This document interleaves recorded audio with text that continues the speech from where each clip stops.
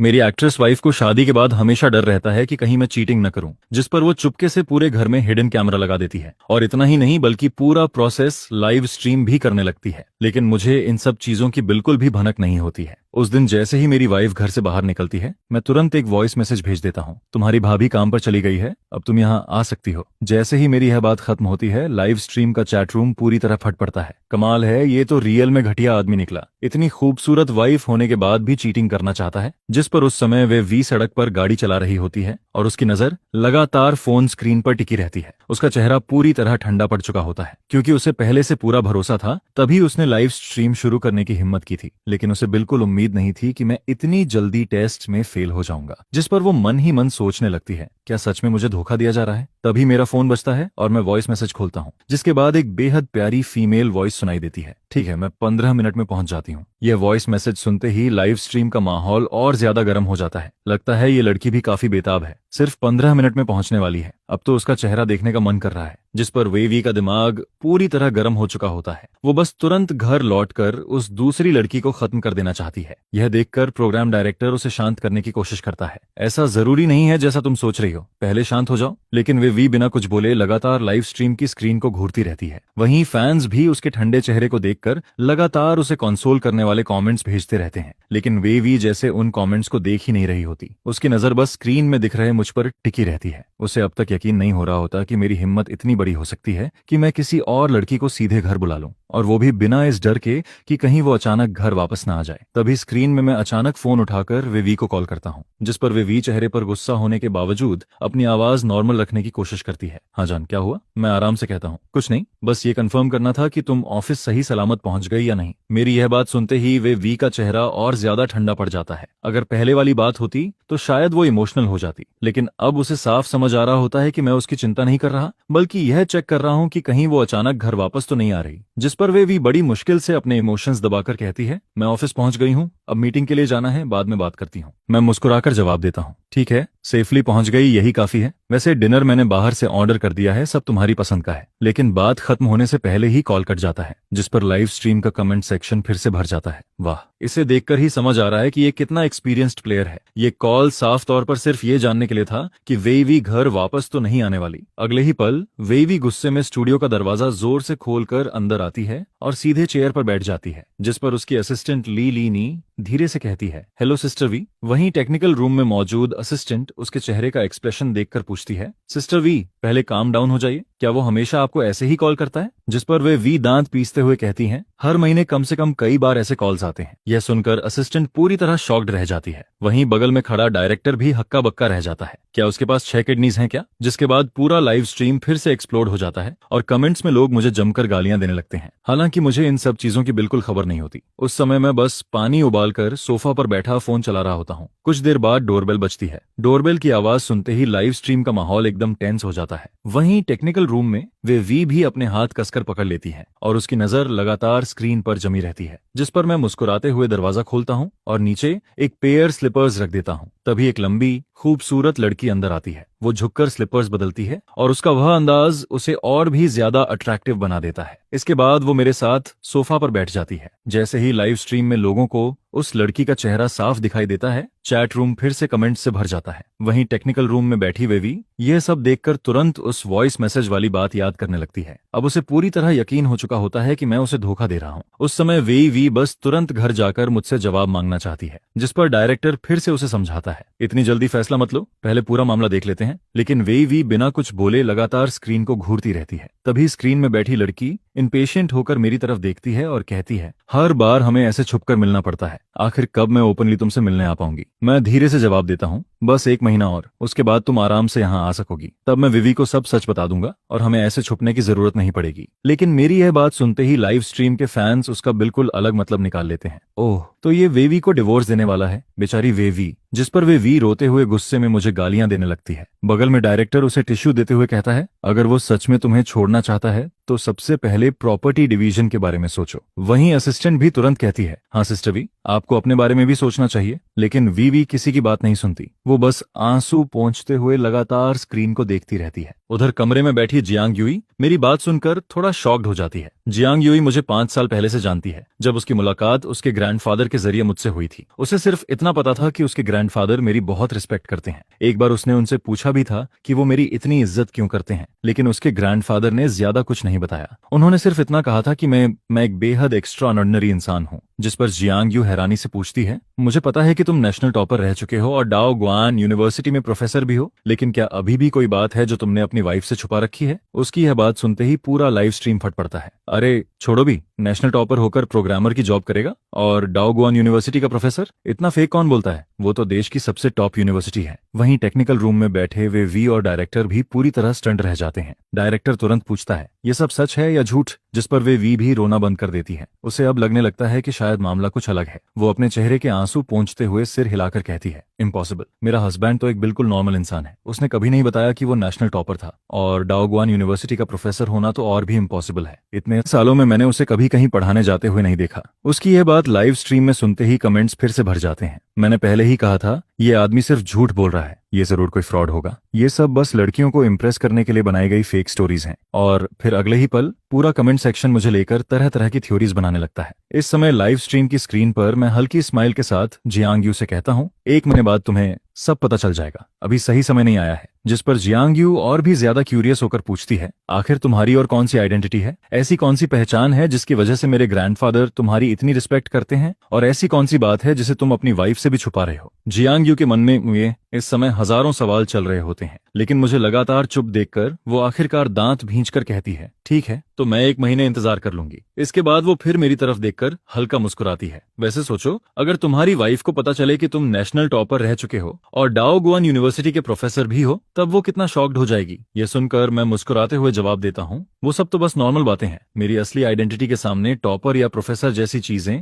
Mention करने लायक भी नहीं है। मेरी यह बात सुनते ही लाइव स्ट्रीम के फैंस के मन में भी शक पैदा होने लगता है, जिस पर कई लोग तुरंत इंटरनेट पर सर्च करना शुरू कर देते हैं। वहीं टेक्निकल रूम में बैठा डायरेक्टर भी तुरंत मेरे बारे में जानकारी निकालने लगता है। करीब 3 मिनट बाद डायरेक्टर कंप्यूटर स्क्रीन को घूरते हुए जोर से बोल पड़ता है, ये सच है, ये सच में 2018 का नेशनल टॉपर है। इसके बाद तुरंत मेरी डिटेल्स लाइव स्ट्रीम में शेयर कर दी जाती हैं, जिस पर फैंस पूरी तरह शॉक्ड रह जाते हैं। ओह माय गॉड, ये सच में नेशनल टॉपर है। यार ये तो बहुत क्रेजी हो गया। मैंने भी अभी चेक किया, ये बात पूरी तरह सही है। वहीं बगल में खड़ी वे वी भी यह सब देखकर हिल जाती है। वो ब्लैंक एक्सप्रेशन के साथ स्क्रीन पर दिख रही इन्फॉर्मेशन को देखती रहती है। उसे अब एहसास होता है कि मैं सच में नेशनल टॉपर था। इसके बाद डायरेक्टर मेरी और डिटेल्स सर्च करने लगता है और उसे 2018 का एक इंटरव्यू वीडियो मिल जाता है। उस वीडियो में रिपोर्टर मुझसे पूछता है, नेशनल टॉपर बनने के बाद आपको कैसा फील हो रहा है? जिस पर मैं बिल्कुल काम होकर जवाब देता हूँ, ये तो पहले से एक्सपेक्टेड था। मैं हमेशा से टॉपर रहा हूँ। चाइनीज सब्जेक्ट छोड़कर बाकी सभी सब्जेक्ट्स में मेरे फुल मार्क्स आए थे। ये इंटरव्यू देखते ही लाइव स्ट्रीम का माहौल फिर से एक्सप्लोड हो जाता है। वहीं टेक्निकल रूम में बैठी वेवी पूरी तरह स्टंडन रह जाती है। वो लगातार मेरी प्रोफाइल और इंटरव्यू को देखती रहती है। अब वो चाहकर भी इस सच को झुठला नहीं सकती थी। जिस पर बगल में खड़ा डायरेक्टर किसी क्यूरियस बच्चे की तरह उससे पूछता है, वी क्या उसने कभी तुम्हें ये सब नहीं बताया? वे भी थोड़ा सोचने लगती है, लेकिन उसके दिमाग में ऐसी किसी बात की कोई याद नहीं आती। फिर वो पूरा कॉन्फिडेंस के साथ कहती है, नहीं, उसने कभी एक बार भी इसका जिक्र नहीं किया। यह सुनते ही टेक्निकल रूम में मौजूद सभी लोग शॉक्ड रह जाते हैं, क्योंकि इतनी बड़ी अचीवमेंट हासिल करने वाला इंसान यूजुअली अपनी गर्लफ्रेंड या वाइफ के सामने थोड़ा बहुत शो ऑफ जरूर करता है। लेकिन मैंने कभी इस बारे में कुछ नहीं कहा था। जिस पर लाइव स्ट्रीम के फैंस भी बातें करने लगते हैं। इतने सालों तक उसने वे वी को यह बात नहीं बताई? क्या ये कोई सेंट है? इसमें जरा भी वेनिटी नहीं है क्या? शायद इंटरव्यू में जो कहा था वही सच है। उसके लिए ये सब पहले से एक्सपेक्टेड था। इसके बाद अचानक फैंस का ध्यान दूसरी बात पर चला जाता है। कोई चेक करो कि ये सच में डाओ गुआन यूनिवर्सिटी का प्रोफेसर है या नहीं। हाँ, जल्दी वेरीफाई करो। मैंने इंटरनेट पर पढ़ा है कि यूनिवर्सिटी प्रोफेसर बनने के लिए एकेडमिक वर्ल्ड में बड़ा कंट्रीब्यूशन होना जरूरी होता है। अगर ये सच में प्रोफेसर है तो ये बहुत बड़ा आदमी है। जिस पर टेक्निकल रूम में डायरेक्टर अचानक बोलता है, मेरा एक दोस्त डाओ गुआन यूनिवर्सिटी में प्रोफेसर है, मैं अभी उसे कॉल करता हूँ। यह सुनते ही लाइव स्ट्रीम के सभी लोग ध्यान से डायरेक्टर को देखने लगते हैं, क्योंकि अब सब जानना चाहते थे कि क्या मैं सच में डाओ गुआन यूनिवर्सिटी का प्रोफेसर हूँ या नहीं। डायरेक्टर तुरंत एक कॉल लगाता है। कुछ सेकंड्स बाद कॉल कनेक्ट हो जाता है। दूसरी तरफ से एक मिडिल एज्ड आदमी की आवाज आती है, अरे डायरेक्टर साहब, आज अचानक मेरी याद कैसे आ गई? जिस पर डायरेक्टर बड़े पॉलिटली कहता है, असल में मुझे आपसे एक छोटी सी मदद चाहिए थी। दूसरी तरफ वाला आदमी हंसते हुए जवाब देता है, बताइए, अगर मेरे बस में होगा तो जरूर मदद करूंगा। डायरेक्टर तुरंत पूछता है, आपकी यूनिवर्सिटी में चूजी नाम का कोई प्रोफेसर है क्या, जिस पर दूसरी तरफ वाला आदमी थोड़ा सोच कर कहता है, नाम थोड़ा फेमिलियर लग रहा है, 1 मिनट चेक करता हूँ। डायरेक्टर जवाब देता है, ठीक है, थैंक्स। इसके बाद फोन के अंदर कीबोर्ड टाइपिंग की आवाज आने लगती है। करीब 2 मिनट से भी कम समय में सामने वाला आदमी बोल पड़ता है, हाँ मिल गया, हमारे यहाँ सच में शुजन नाम का प्रोफेसर है, वो 3 साल पहले प्रोफेसर बना था। फोटो देखकर तो काफी यंग लग रहा है। क्योंकि कॉल स्पीकर पर था इसलिए लाइव स्ट्रीम के सभी लोग यह बात साफ साफ सुन लेते हैं, जिस पर पूरा चैटरूम फिर से एक्सप्लोड हो जाता है। ओह शिट, ये सच में डाओ गुआन यूनिवर्सिटी का प्रोफेसर है, ये तो बहुत ज्यादा इंसेन हो गया। वहीं टेक्निकल रूम में वेईवी भी पूरी तरह शॉक्ड रह जाती है। उसे बिल्कुल यकीन नहीं हो रहा होता कि जिससे उसने 5 साल पहले शादी की थी वो असल में डाओ गुआन यूनिवर्सिटी का प्रोफेसर निकला। यह बात उसके लिए किसी सपने जैसी लग रही थी। तभी वेईवी डायरेक्टर से कहती है, क्या आप उनसे फोटो मंगवा सकते हैं? कहीं ऐसा तो नहीं सिर्फ सेम नेम हो? 1 मिनट भी नहीं गुजरता कि डायरेक्टर के फोन पर मैसेज नोटिफिकेशन आ जाता है। वो एक प्रोफाइल फोटो होती है और उसमें दिख रहा इंसान मैं ही होता हूँ। अब यह पूरी तरह कंफर्म हो चुका था कि मैं सच में यूनिवर्सिटी प्रोफेसर हूँ, जिस पर सबके मन में एक ही सवाल चल रहा होता है, आखिर ये आदमी है कौन? सिर्फ 28 साल की उम्र में यूनिवर्सिटी प्रोफेसर? यह सुनकर खुद डायरेक्टर भी अंदर तक हिल जाता है। उसे पहले लगा था कि यह शो बस एंटरटेनमेंट के लिए मजेदार होगा, जैसे कि कहीं मेरे पास हिडन मनी है या नहीं, लेकिन उसने कभी नहीं सोचा था कि इस शो में मेरी ऐसी आइडेंटिटी सामने आ जाएगी। वहीं दूसरी तरफ वे वी भी पूरी तरह कंफ्यूज्ड बैठी रहती है। वो मन ही मन सोचने लगती है, 5 साल शादी के बाद भी मैं उसे पूरी तरह नहीं जान पाई। इसके बाद वो दांत भींचते हुए खुद को कोसने लगती है, मैं उसकी वाइफ हूँ, फिर भी उसने इतनी बड़ी बात मुझसे छुपा कर रखी। आखिर क्या वो मुझे सच में अपनी पत्नी मानता भी है? लेकिन अगले ही पल उसके दिमाग में दूसरा ख्याल आता है, या फिर इसके पीछे कोई मजबूरी है? क्योंकि इससे पहले जियांग यू भी मुझसे और सीक्रेट्स जानने की कोशिश कर चुकी थी, लेकिन मैंने साफ मना कर दिया था, जिस पर लाइव स्ट्रीम के कई फैंस भी कुछ डिटेल्स नोटिस कर लेते हैं। लगता है इसके पास अभी भी कोई हिडन आइडेंटिटी है और शायद वो आइडेंटिटी पब्लिक नहीं की जा सकती। सही कहा, मैं तो भूल ही गया था कि उसने खुद कहा था उसकी असली आइडेंटिटी अभी रिवील नहीं हो सकती। क्या पता ये दुनिया का सबसे अमीर आदमी हो। इसके बाद पूरा लाइव स्ट्रीम तरह तरह की थ्योरीज से भर जाता है। सबकी क्यूरियोसिटी अब पीक पर पहुंच चुकी थी। हर कोई जानना चाहता था कि आखिर मेरी असली आइडेंटिटी क्या है। उधर कमरे में बैठी जियांग यू मुझे हेल्पलेस एक्सप्रेशन के साथ देखती है, फिर वो धीरे से कहती है, ठीक है, मैं और कुछ नहीं पूछूंगी, बस इतना बताओ, क्या 1 महीने बाद मुझे तुम्हारे सारे सीक्रेट्स पता चल जाएंगे? जिस पर मैं हल्के से सिर हिलाता हूँ, हाँ, 1 महीने बाद मेरे पास छुपाने के लिए कुछ भी नहीं बचेगा। जियांग यू मुझे बड़ी उम्मीद भरी नजरों से देखते हुए कहती है, मैं बस यही होप करती हूँ कि तुम्हारी हिडन आइडेंटिटी मुझे डिसअपॉइंट ना करे। जिस पर मैं मजेदार एक्सप्रेशन के साथ उसकी तरफ देखता हूँ। अगर मेरी असली आइडेंटिटी तुम्हें डिसअपॉइंट कर दे तब क्या करोगी? जियांग यू तुरंत सीरियस चेहरा बनाकर मुझे घूरने लगती है, तब मैं तुम्हारी जोरदार पिटाई करूंगी। हम दोनों की यह बातचीत सुनते ही लाइव स्ट्रीम के फैंस जोर जोर से हंसने लगते हैं। ये लड़की तो कुछ भी बोल देती है। अब तो पूरी दुनिया को पता चल गया कि उसका हस्बैंड गया काम से। वहीं टेक्निकल रूम में बैठी वेवी हमारी बातें सुनकर और ज्यादा ठंडी पड़ जाती है। हालांकि पहले ही साफ हो चुका था कि जियांग यू मेरी लवर नहीं है, लेकिन फिर भी एक लड़का और लड़की का अकेले बैठकर इतनी खुली बातें करना उसे अंदर से चुभ रहा होता है, जिस पर वो मन ही मन सोचती है, बस घर वापस आने दो, फिर बताती हूँ इसे। मैं हल्का हंसते हुए कहता हूँ, ऐसा कब हुआ है कि तुम आई हो और मैंने तुम्हारे लिए कुछ टेस्टी ना बनाया हो? यह सुनते ही जियांग यू सैटिस्फाइड स्माइल देने लगती है। इंग्रेडिएंट्स मैंने पहले ही ऑर्डर कर दिए हैं, अभी थोड़ी देर में आ जाएंगे। असल में जियांग यू हर बार सिर्फ मेरी कुकिंग खाने के लिए ही मेरे पास आती थी। जिस पर लाइव स्ट्रीम में कोई कमेंट करता है, क्या उसका हस्बैंड इतना अच्छा खाना बनाता है? यह सुनकर वे वी दांत पीसने लगती हैं। शादी के बाद से उस कमीने ने सिर्फ एक बार किचन में खाना बनाया था और इतना सॉल्टी बनाया कि जैसे नमक ही खिला रहा हो। उसी दिन के बाद मैंने उसे कभी किचन में घुसने नहीं दिया। वे वी की यह बात सुनते ही पूरा लाइव स्ट्रीम फिर से हंसी से भर जाता है। भाई बिल्कुल मेरी तरह निकला। मैंने भी अपनी वाइफ से शेफ वाली आइडेंटिटी छुपा रखी थी, लेकिन बाद में पकड़ा गया और अब रोज मुझे ही खाना बनाना पड़ता है। वे वी कमेंट्स पढ़ते हुए थोड़ा कॉम्प्लिकेटेड एक्सप्रेशन देने लगती है। उसे याद आता है कि रिलेशनशिप की शुरुआत में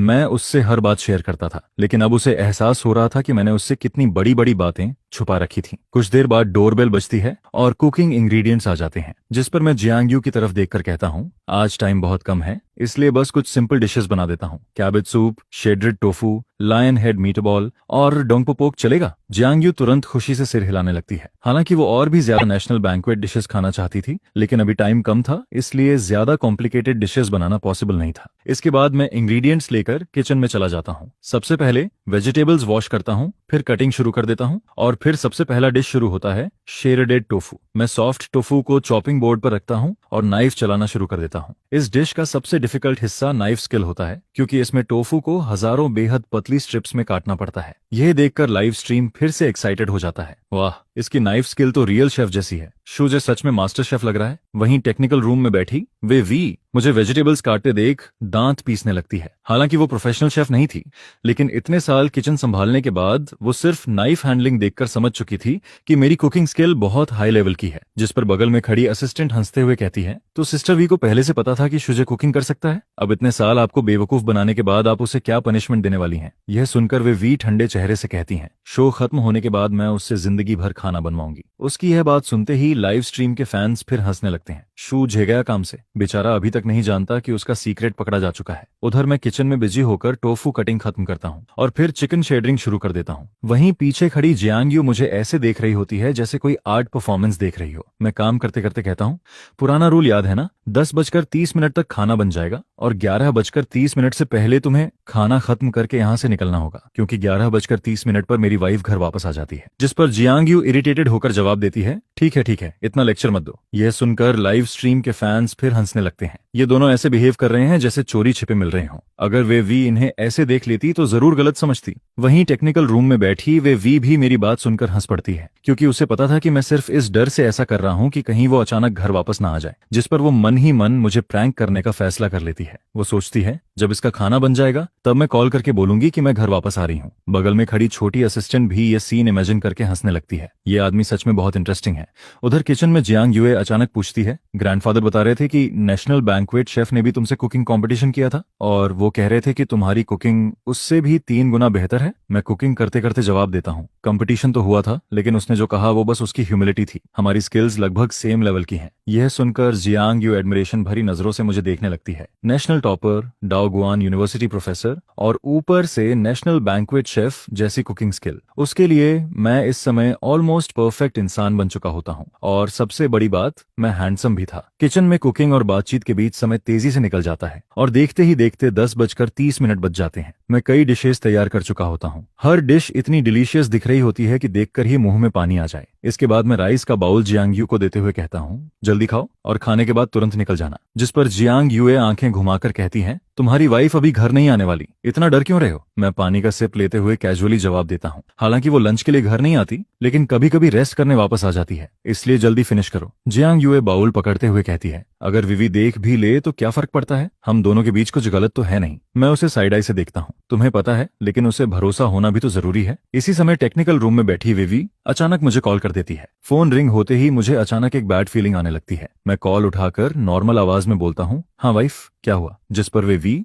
हल्की मुस्कान दबाते हुए कहती हैं, कंपनी की इलेक्ट्रिसिटी चली गई है, इसलिए आज जल्दी छुट्टी हो गई, बस 10 मिनट में घर पहुंच रही हूँ। उसकी बात सुनते ही मैं पूरी तरह पैनिक हो जाता हूँ। ठीक है, मैं वेट कर रहा हूँ। कॉल कटते ही मैं तुरंत जियांग यूए की तरफ मुड़ता हूँ। अब खाना छोड़ो, विवी वापस आ रही है, कुछ ही मिनट में घर पहुंच जाएगी। क्या? यह सुनते ही जियांग यूए भी पैनिक हो जाती है, क्योंकि अगर वी उसे मेरे साथ अकेले खाना खाते देख लेती तो सिचुएशन एक्सप्लेन करना इम्पॉसिबल हो जाता। इसके बाद मैं बिना समय गंवाए तुरंत किचन में भागता हूँ, लंच बॉक्सेस निकालता हूँ और सारा खाना जल्दी जल्दी पैक करना शुरू कर देता हूँ। वहीं जियांग यू भी घबराकर बॉक्सेस पकड़ती है, जल्दी से शूज पहनती है और तुरंत घर से निकल जाती है। जिस पर मैं तुरंत डिशेज और टेबल साफ करने लग जाता हूँ। इतना ही नहीं, मैं विंडो तक खोल देता हूँ ताकि खाने की स्मेल भी बाहर निकल जाए। सिर्फ 3 मिनट के अंदर पूरा किचन स्पॉटलेस हो जाता है। सारा काम खत्म करके मैं सोफा पर बैठ जाता हूँ और भारी सांस लेते हुए घड़ी की तरफ देखता हूँ। फिर राहत की सांस छोड़ते हुए बोलता हूँ, बाल बच गया। यह देखकर लाइव स्ट्रीम के सभी फैंस हंस हंस कर लौटपोट हो जाते हैं। वहीं टेक्निकल रूम में बैठी वे वी भी हंसते हंसते बेहाल हो जाती है। खासकर मुझे पैनिक मोड में देखकर उसे बहुत सेटिस्फैक्शन फील हो रहा होता है, लेकिन उसके मन में अभी भी यही चल रहा होता है कि सिर्फ इतना काफी नहीं है। जिस पर वे वी फिर से अपना फोन उठाती है।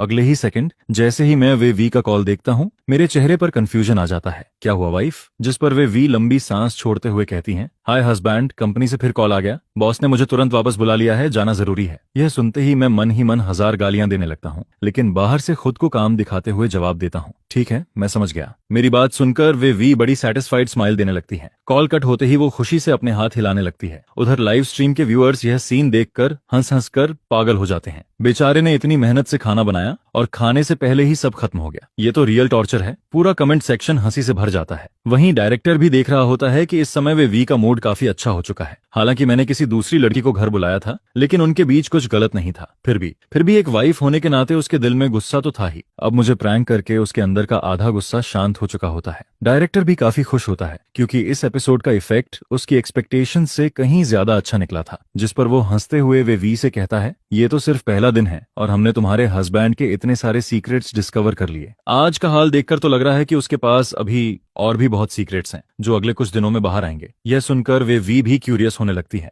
आखिर उसका हस्बैंड उससे और क्या क्या छुपा रहा था। नेशनल टॉपर और प्रोफेसर वाली बात तो शायद इसलिए एक्सप्लेन की जा सकती थी क्योंकि मैंने कभी उन चीजों को इम्पोर्टेंट नहीं समझा, लेकिन इसके अलावा भी कुछ ऐसा था जिसे जियांग यू तक नहीं जानती थी। सिर्फ वे वी और डायरेक्टर ही नहीं, बल्कि लाइव स्ट्रीम के लाखों फैंस भी यही सोचने लगते हैं, आखिर उसकी हिडन आइडेंटिटी क्या है और वो उसे इतना छुपा क्यों रहा है। इसी बीच लाइव स्ट्रीम में दिखता है कि मैं अचानक फोन निकालकर किसी को कॉल करता हूं और स्पीकर ऑन कर देता हूं। कॉल जल्दी कनेक्ट हो जाता है। दूसरी तरफ से एक मिडिल एज्ड आदमी की रिस्पेक्टफुल आवाज आती है, प्रोफेसर शू, आपको जो भी कहना हो बस ऑन ऑर्डर दीजिए। यह सुनकर मैं हल्का हंस पड़ता हूं। आप खुद एक चेयरमैन हैं, मैं आपको ऑन ऑर्डर कैसे दे सकता हूं। लेकिन सामने वाला आदमी तुरंत रिस्पेक्टफुल टोन में जवाब देता है, ऐसा मत कहिए प्रोफेसर शू, कंपनी आज जहां तक पहुंची है वो सब आपकी हेल्प की वजह से ही पॉसिबल हुआ है। इसके बाद वो आदमी क्यूरियस होकर पूछता है, वैसे आप इतने रिच हैं फिर भी आपने अपनी वाइफ को ये सब क्यों नहीं बताया। जिस पर मैं सीधे जवाब नहीं देता बल्कि मुस्कुराकर कहता हूं, 1 महीने बाद मैं खुद अपनी वाइफ को सब बता दूंगा। उसके बाद हमें ऐसे छुपकर बातें करने की जरूरत नहीं पड़ेगी। मेरी बात सुनकर सामने वाला आदमी हंसते हुए कहता है, अगर आपकी वाइफ को पता चल गया कि आपके पास कितना पैसा है तो वो शौक से बेहोश हो जाएगी। इसके बाद हम दोनों थोड़ी देर कैजुअली बातें करते हैं और फिर कॉल खत्म हो जाता है। लेकिन लाइव स्ट्रीम का माहौल एक बार फिर एक्सप्लोड हो जाता है। ओह शिट, लगता है शूजे की हिडन आइडेंटिटी रिवील होने वाली है। अभी फोन पर जो आदमी था वो किसी कंपनी का चेयरमैन था और वो शूजे से इतनी रिस्पेक्ट के साथ बात कर रहा था। मतलब जूजे बहुत ज्यादा रिच है, लेकिन अगर वो इतना रिच है तो अपनी वाइफ से छुपा क्यों रहा है। वहीं टेक्निकल रूम में डायरेक्टर भी स्टंट बैठा रह जाता है। उसे लगा था कि शुरुआत के बाद शायद शो उतना इंटरेस्टिंग नहीं रहेगा, लेकिन अचानक फिर एक बड़ा बॉम्ब फूट चुका था, जिस पर छोटी असिस्टेंट क्यूरियस होकर वे वी से पूछती है, सिस्टर वी, क्या आपने कभी शूजे का बैंक बैलेंस चेक किया है। वे वी हेल्पलेस होकर सिर हिला देती है। इस समय वो खुद भी पूरी तरह कंफ्यूज्ड होती है। इन 5 सालों में उसने कोई रेगुलर जॉब नहीं की, कभी कभी बाहर जाता था, वो भी सिर्फ कुछ दिनों के लिए। इसलिए मुझे लगा उसके पास ज्यादा पैसे नहीं होंगे। लेकिन तभी लाइव स्ट्रीम में एक कमेंट आता है, कहीं ये इलीगल इनकम तो नहीं। सोचो, अगर पैसा साफ है तो वो अपनी वाइफ से क्यों छुपाएगा। हो सकता है पैसा किसी गलत सोर्स से आया हो। यह कमेंट्स पढ़ते ही वेवी का चेहरा थोड़ा पेल पड़ जाता है, जिस पर बगल में खड़ी असिस्टेंट जल्दी से उसे समझाने लगती है, उनकी बातों पर ध्यान मत दीजिए, वो बस रैंडमली गेस कर रहे हैं। डायरेक्टर भी तुरंत बोल पड़ता है, मुझे भी लगता है कि शूजी का पैसा उसी कंपनी से रिलेटेड होगा। उधर लाइव स्ट्रीम में मैं आराम से सोफा पर लेटकर टीवी देख रहा होता हूँ, जैसे दुनिया की कोई टेंशन ही ना हो। तभी अचानक फोन रिंग होता है। मैं मुस्कुराकर कॉल उठाता हूँ। अंकल जांग, आज अचानक मेरी याद कैसे आ गई। दूसरी तरफ से आवाज आती है, अंकल काफी दिनों से तुमसे मिला नहीं, इसलिए सोचा कल साथ में कुछ ड्रिंक्स हो जाएं। जिस पर मैं जोर से हंस पड़ता हूँ। अंकल झांग, अगर आपको मेरा बनाया खाना खाना है तो सीधा बोल दीजिए। यह सुनकर सामने वाला आदमी भी हंसने लगता है। ठीक है, तो मैं कल बिना शर्माए आ जाऊंगा। इसके बाद हम दोनों कुछ देर बातें करते हैं और फिर कॉल खत्म हो जाता है। दूसरी तरफ जियांग नान सिटी के पुलिस ब्यूरो ऑफिस में बैठा झांग जियांगुओ हल्की स्माइल के साथ टीवी पर चल रहा show discovering the other half देख रहा होता है, जिस पर लाइव स्ट्रीम के फैंस फिर कमेंट्स करने लगते हैं, क्या ये अंकल झांग भी शूजे की किसी हिडन आइडेंटिटी से जुड़ा हुआ है। कहीं ये आदमी फिर कोई बड़ा सीक्रेट रिवील न कर दे। ये कमेंट्स देखकर वे वी थोड़ा सोचने लगती हैं। फिर वो धीरे से कहती हैं, मैंने कभी किसी अंकल झांग के बारे में नहीं सुना। यह सुनकर साइड में खड़ी असिस्टेंट थोड़ा स्पीलेस हो जाती है। आप आखिर शूजे के कितने दोस्तों को जानती हैं। वे वी थोड़ा सोचती है और जवाब देती है, मैंने उसके कुछ क्लासमेट्स से मुलाकात की थी। 2 साल पहले उसकी क्लास रियूनियन पार्टी में करीब 20 लोगों से मिली थी, लेकिन अब मुझे उनके चेहरे भी ठीक से याद नहीं। असिस्टेंट तुरंत माथा पकड़ लेती है, तो उसके क्लोज फ्रेंड्स में से आप कितनों को जानती हैं। वेवी कुछ सेकंड्स चुप रहती है, फिर धीरे से बोलती है, सिर्फ एक, लेकिन वो अभी अब्रॉड में रहता है। ये कहते ही उसका चेहरा विजिबल कोल्ड पड़ जाता है, क्योंकि उसे एहसास होता है कि जियांग यू और अभी फोन करने वाला अंकल झांग दोनों ही लोग उसके लिए पूरी तरह स्ट्रेंजर्स थे, लेकिन वो लोग मुझसे काफी क्लोज थे। इसी समय लाइव स्ट्रीम में फिर कमेंट आता है, वीवी तुम सच में बहुत पिटिफुल हो। तुम्हारे हस्बैंड ने तुमसे सब कुछ छुपाया हुआ है, उसकी आइडेंटिटी, उसका पास्ट और यहाँ तक कि उसके कॉन्टैक्ट्स भी। तुम्हें कुछ नहीं पता। ये कमेंट्स पढ़ते हुए वे वी के अंदर अचानक सैडनेस आने लगती है। वो मन ही मन सोचती है, मैं उसकी वाइफ हूँ मैंने उसे अपना सब कुछ दिया, फिर भी उसने मुझसे इतनी बातें छुपा कर रखी। देखते ही देखते ऑफिस टाइम खत्म हो जाता है, जिस पर वे वी डायरेक्टर को गुड बाय बोलकर सीधा घर लौट जाती है। लाइव स्ट्रीम बंद होने के बाद छोटी असिस्टेंट थोड़ा हेजिटेट करते हुए डायरेक्टर से कहती है, डायरेक्टर, इस तरह हिडन कैमरा लाइव स्ट्रीम करना प्राइवेसी इश्यू क्रिएट कर सकता है। जैसे आज पहले वाली लड़की भी अनअवेयरली कैमरा में आ गई, अगर उसने ल्यूज इट कर दिया तो। यह सुनकर डायरेक्टर आराम से हंस पड़ता है। रिलैक्स, प्रोग्राम टीम ने इन चीजों के बारे में पहले से सोचा हुआ है, सब लीगली हैंडल हो जाएगा। असिस्टेंट हल्के से सिर हिलाती है और फिर चुप हो जाती है। अगली सुबह ब्रेकफास्ट करते हुए मैं कैजुअली वे वी से पूछता हूँ, आज दोपहर लंच के लिए घर वापस आओगी क्या? मेरी यह बात सुनते ही वे वी अंदर से स्पीचलेस हो जाती है, क्योंकि उसे पहले से पता था कि मैं यही सवाल पूछूंगा। अगर वो लंच के लिए घर आ गई तो जियांग यू आज घर नहीं आएगी। और ये सोचते ही उसे एहसास होता है कि पिछले कई सालों से हर कुछ दिनों बाद मैं उससे यही सवाल पूछता आया हूँ। गुई वी गुस्से में बोलती है, लेकिन फिर भी शांत होकर याद करने लगती है। दोपहर में वो वापस नहीं आने वाला था, जिस पर मेरे लाइव स्ट्रीम रूम में मौजूद काउंटलेस फैंस इस बात को एनालाइज करना शुरू कर देते हैं। अजीब बात है, आखिर ऐसी कौन सी बात है जिसे छुपाने की जरूरत पड़ रही है? जिस पर कुछ लोग कहते हैं, अगर कोई नॉर्मल फ्रेंड घर खेलने आता है तो फिर इतनी सीक्रेटरी क्यों रखी जा रही है? यह सुनकर सभी फैंस काफी कंफ्यूज्ड फील करने लगते हैं। वहीं लाइव स्ट्रीम के फ्रेम में मैं फोन पर बात करता हुआ दिखता हूँ, अंकल जांग, आप कितने बजे तक पहुंचेंगे? जिस पर दूसरी तरफ से आवाज आती है, लगभग 10 बजे तक। फिर वो आगे कहते हैं, थोड़ा काम बाकी है, मैनेज हो जाएगा ना? जिसके जवाब में मैं बोलता हूँ, कोई जल्दी नहीं है। कुछ बातें करने के बाद मैं किचन में जाकर खाना बनाने की तैयारी करने लगता हूँ। फिर समय धीरे धीरे 9:30 तक पहुंच जाता है और झांग जियांगो अपना काम खत्म करके ड्राइवर को निकलने के लिए कह देता है। दरअसल कल अपने हायर अप्स से आदेश मिलने के बाद उसने तुरंत finding the other half program की इन्वेस्टिगेशन की थी, जिस पर उसे पता चलता है कि यह पूरी तरह नया शो है। इसके साथ ही एशुजे की मिस्ट्री बढ़ाने के लिए हायर अप्स ने खास तौर पर उसे लाइव स्ट्रीम पर मिलने भेजा था, जिस पर डायरेक्टर को शक होने लगता है कि शायद ऊपर वाले लोग एंटरटेनमेंट के जरिए शुजे की आइडेंटिटी पब्लिक करना चाहते हैं, ताकि ज्यादा से ज्यादा लोग उस पर ध्यान दें। लेकिन फिर वो सोचने लगता है, उन्हें इस प्रोग्राम के बारे में पता कैसे चला और ये लोग शुजे की इतनी इन्वेस्टिगेशन क्यों कर रहे हैं? सबसे अजीब बात यह थी कि शुजे को खुद नहीं पता था कि उसका पूरा प्रोसेस लाइव स्ट्रीम हो रहा है, जिस पर डायरेक्टर के मन में एक और सवाल आता है, क्या हायर अप्स सीक्रेटली शुजे की प्रोटेक्शन कर रहे हैं? लेकिन अगले ही पल उसे यह बात थोड़ी अनरियलिस्टिक लगने लगती है। कुछ देर बाद झांग जियांगू वहां पहुंचता है। नीचे खड़ी ब्लैक रिले वैन को देखकर वो जल्दी से ऊपर चला जाता है, जिसके थोड़ी देर बाद ही वो लाइव स्ट्रीम फ्रेम में दिखाई देने लगता है। वो हंसते हुए कहता है, आजकल बहुत बिजी हूँ, काफी समय से यहाँ फ्री में खाना खाने नहीं आया। फिर वो आगे मजाक में बोलता है, जिस दिन रिटायरमेंट हो जाएगी और मैं पुलिस ब्यूरो का चीफ नहीं रहूंगा, उस दिन से रोज यहाँ खाने आ जाऊंगा। उसकी ये बात सुनते ही पूरा लाइव स्ट्रीम रूम एक्सप्लोड हो जाता है। कमेंट्स इतनी तेजी से आने लगती हैं कि स्क्रीन भर जाती है। क्या ये अंकल झांग सच में पुलिस ब्यूरो चीफ हैं? वहीं टेक्निकल रूम में मौजूद डायरेक्टर के माथे पर पसीना आने लगता है, क्योंकि बिना परमिशन किसी का लाइव स्ट्रीम करना इलीगल होता है। हालांकि प्रोग्राम टीम ने पहले से इस पॉसिबिलिटी के बारे में सोचा था। उनका प्लान था कि जरूरत पड़ने पर पैसे देकर मामला सेटल कर देंगे, लेकिन अभी की सिचुएशन देखकर डायरेक्टर समझ जाता है कि शायद अब पैसे भी काम नहीं आएंगे, जिस पर लाइव स्ट्रीम के व्यूअर्स तुरंत बोलने लगते हैं, इनकी आइडेंटिटी चेक करना मुश्किल नहीं है, ऐसे लोगों की इन्फॉर्मेशन पब्लिक होती है, इंटरनेट पर सर्च करते ही पता चल जाएगा। यह सुनते ही डायरेक्टर भी तुरंत ऑनलाइन सर्च करता है। वहां उसे झांग जियांगो की फोटो और डिटेल्स दोनों मिल जाती हैं, जिस पर वो लाइव स्ट्रीम में बैठे अंकल झांग को और इंटरनेट वाली फोटो को बार बार कंपेयर करने लगता है। अगले ही पल उसका चेहरा सफेद पड़ जाता है। ये तो असली वाला चीफ निकला। अब डायरेक्टर के अंदर पैनिक बढ़ने लगता है। उसे समझ नहीं आता कि एक सिंपल प्रोग्रामर कहे जाने वाला शुजे आखिर इतनी बड़ी हस्ती को कैसे जानता है। वहीं दूसरी तरफ मुई वी भी पूरी तरह शॉक्ड बैठी रहती है। उसे कुछ समझ नहीं आता। उसे लगने लगता है कि उसका हस्बैंड धीरे धीरे उसके लिए अजनबी बनता जा रहा है।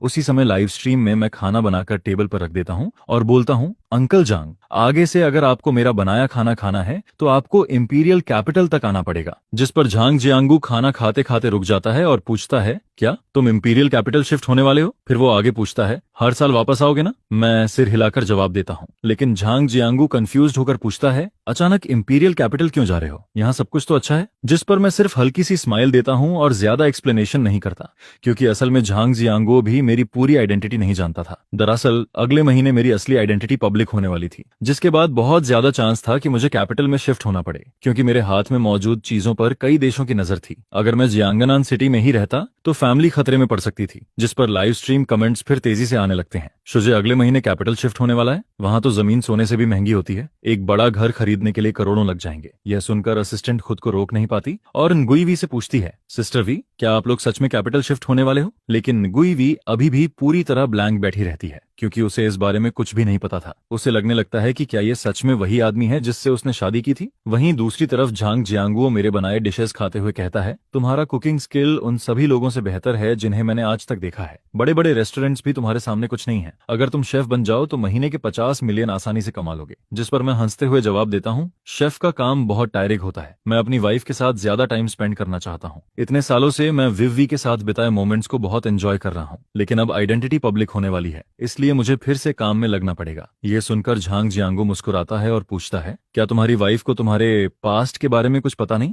मैं सिर हिलाकर जवाब देता हूँ, जिस पर वो हंसते हुए कहता है, तुमने बहुत अच्छे से छुपाया है। फिर मैं बोलता हूँ, मेरी वाइफ थोड़ी इमोशनल है, वो मुझ पर बिना किसी कंडीशन के भरोसा करती है। जिस पर झांग जियांगो हंसकर कहता है, अगर nguivi को पता चले कि तुम नेशनल टॉप स्कोरर रह चुके हो और डाओ एकेडमी के ऑनरी प्रोफेसर भी हो तो वो शौक होकर गिर नहीं जाएगी? मैं कैजुअली जवाब देता हूँ, ये दोनों टाइटल्स कोई बड़ी बात नहीं है। जिस पर झांग जियांगो तुरंत बोल पड़ता है, इतने बड़े टाइटल्स भी तुम्हारे लिए नॉर्मल है? फिर वो आगे कहता है, हालांकि तुम्हारी दूसरी आइडेंटिटीज के सामने ये सच में छोटी लगती हैं। अचानक उसे कुछ याद आता है, जिस पर वो गंभीर होकर पूछता है, क्या तुम अपनी वाइफ से ये सब जिंदगी भर छुपाने वाले हो? मैं सिर हिलाते हुए कहता हूँ, नहीं, अगले महीने मैं उसे सब सच बता दूंगा। यह सुनकर झांग जियांगुओ की आंखों में कंफ्यूजन दिखाई देने लगता है, क्योंकि 4 साल पहले उसने पर्सनली एक कॉन्फिडेंशियलिटी एग्रीमेंट साइन किया था, जिसमें साफ लिखा था कि इस यंग मैन की आइडेंटिटी किसी को नहीं बताई जाएगी। उस समय भी वो समझ नहीं पाया था कि आखिर इस लड़के की आइडेंटिटी इतनी सीक्रेट क्यों रखी जा रही है। खाना खत्म होने के बाद झेंग जियांगुओ मेरे कंधे पर हाथ रखकर हंसते हुए कहता है, किड, हमें जानते हुए पूरे 10 साल हो गए हैं। अगर कभी किसी मदद की जरूरत पड़े तो बेझिझक कहना। इसके बाद जैसे ही अंकल झांग वहां से जाता है, लाइव स्ट्रीम फिर से नॉइजी हो जाता है। सभी व्यूअर्स एक्साइटमेंट में बातें करने लगते हैं। तो चीफ शुजे को इसलिए जानते हैं क्योंकि वो नेशनल टॉप स्कोरर था, लेकिन चीफ की बातों से साफ लग रहा था कि शुजे की कोई और भी आइडेंटिटी है। जिस पर कुछ लोग क्यूरियोसिटी में लिखने लगते हैं, आखिर वो दूसरी आइडेंटिटी क्या है? वहीं दूसरी तरफ कंट्रोल वैन में बैठा डायरेक्टर पैनिक में सोचता रहता है कि क्या उसे झांग जियांगू को रोककर माफी मांगनी चाहिए या नहीं। काफी देर तक स्ट्रगल करने के बाद वो आखिर इन्वेस्टर को कॉल लगा देता है, लेकिन डायरेक्टर अपनी बात पूरी भी नहीं कर पाता। उससे पहले ही दूसरी तरफ से आवाज आती है, मैं सब समझ गया हूँ, तुम बस अपना काम सही से करो, बाकी चीजें मैं हैंडल कर लूंगा। कॉल खत्म होने के बाद ही डायरेक्टर राहत की सांस लेता है। वहीं कंट्रोल रूम में बैठी nguivi लगातार स्क्रीन की तरफ देखती रहती है, लेकिन जितना ज्यादा वो देखती है उतना ही ज्यादा कंफ्यूज्ड होती जाती है। उधर लाइव स्ट्रीम फ्रेम में मैं सोफा पर लेटकर टीवी देख रहा होता हूँ, लेकिन कुछ देर बाद मुझे बोर्डम फील होने लगता है। बाहर जाकर घूमने का भी कोई खास मन नहीं होता। वैसे भी मेरी स्पेशल आइडेंटिटी की वजह से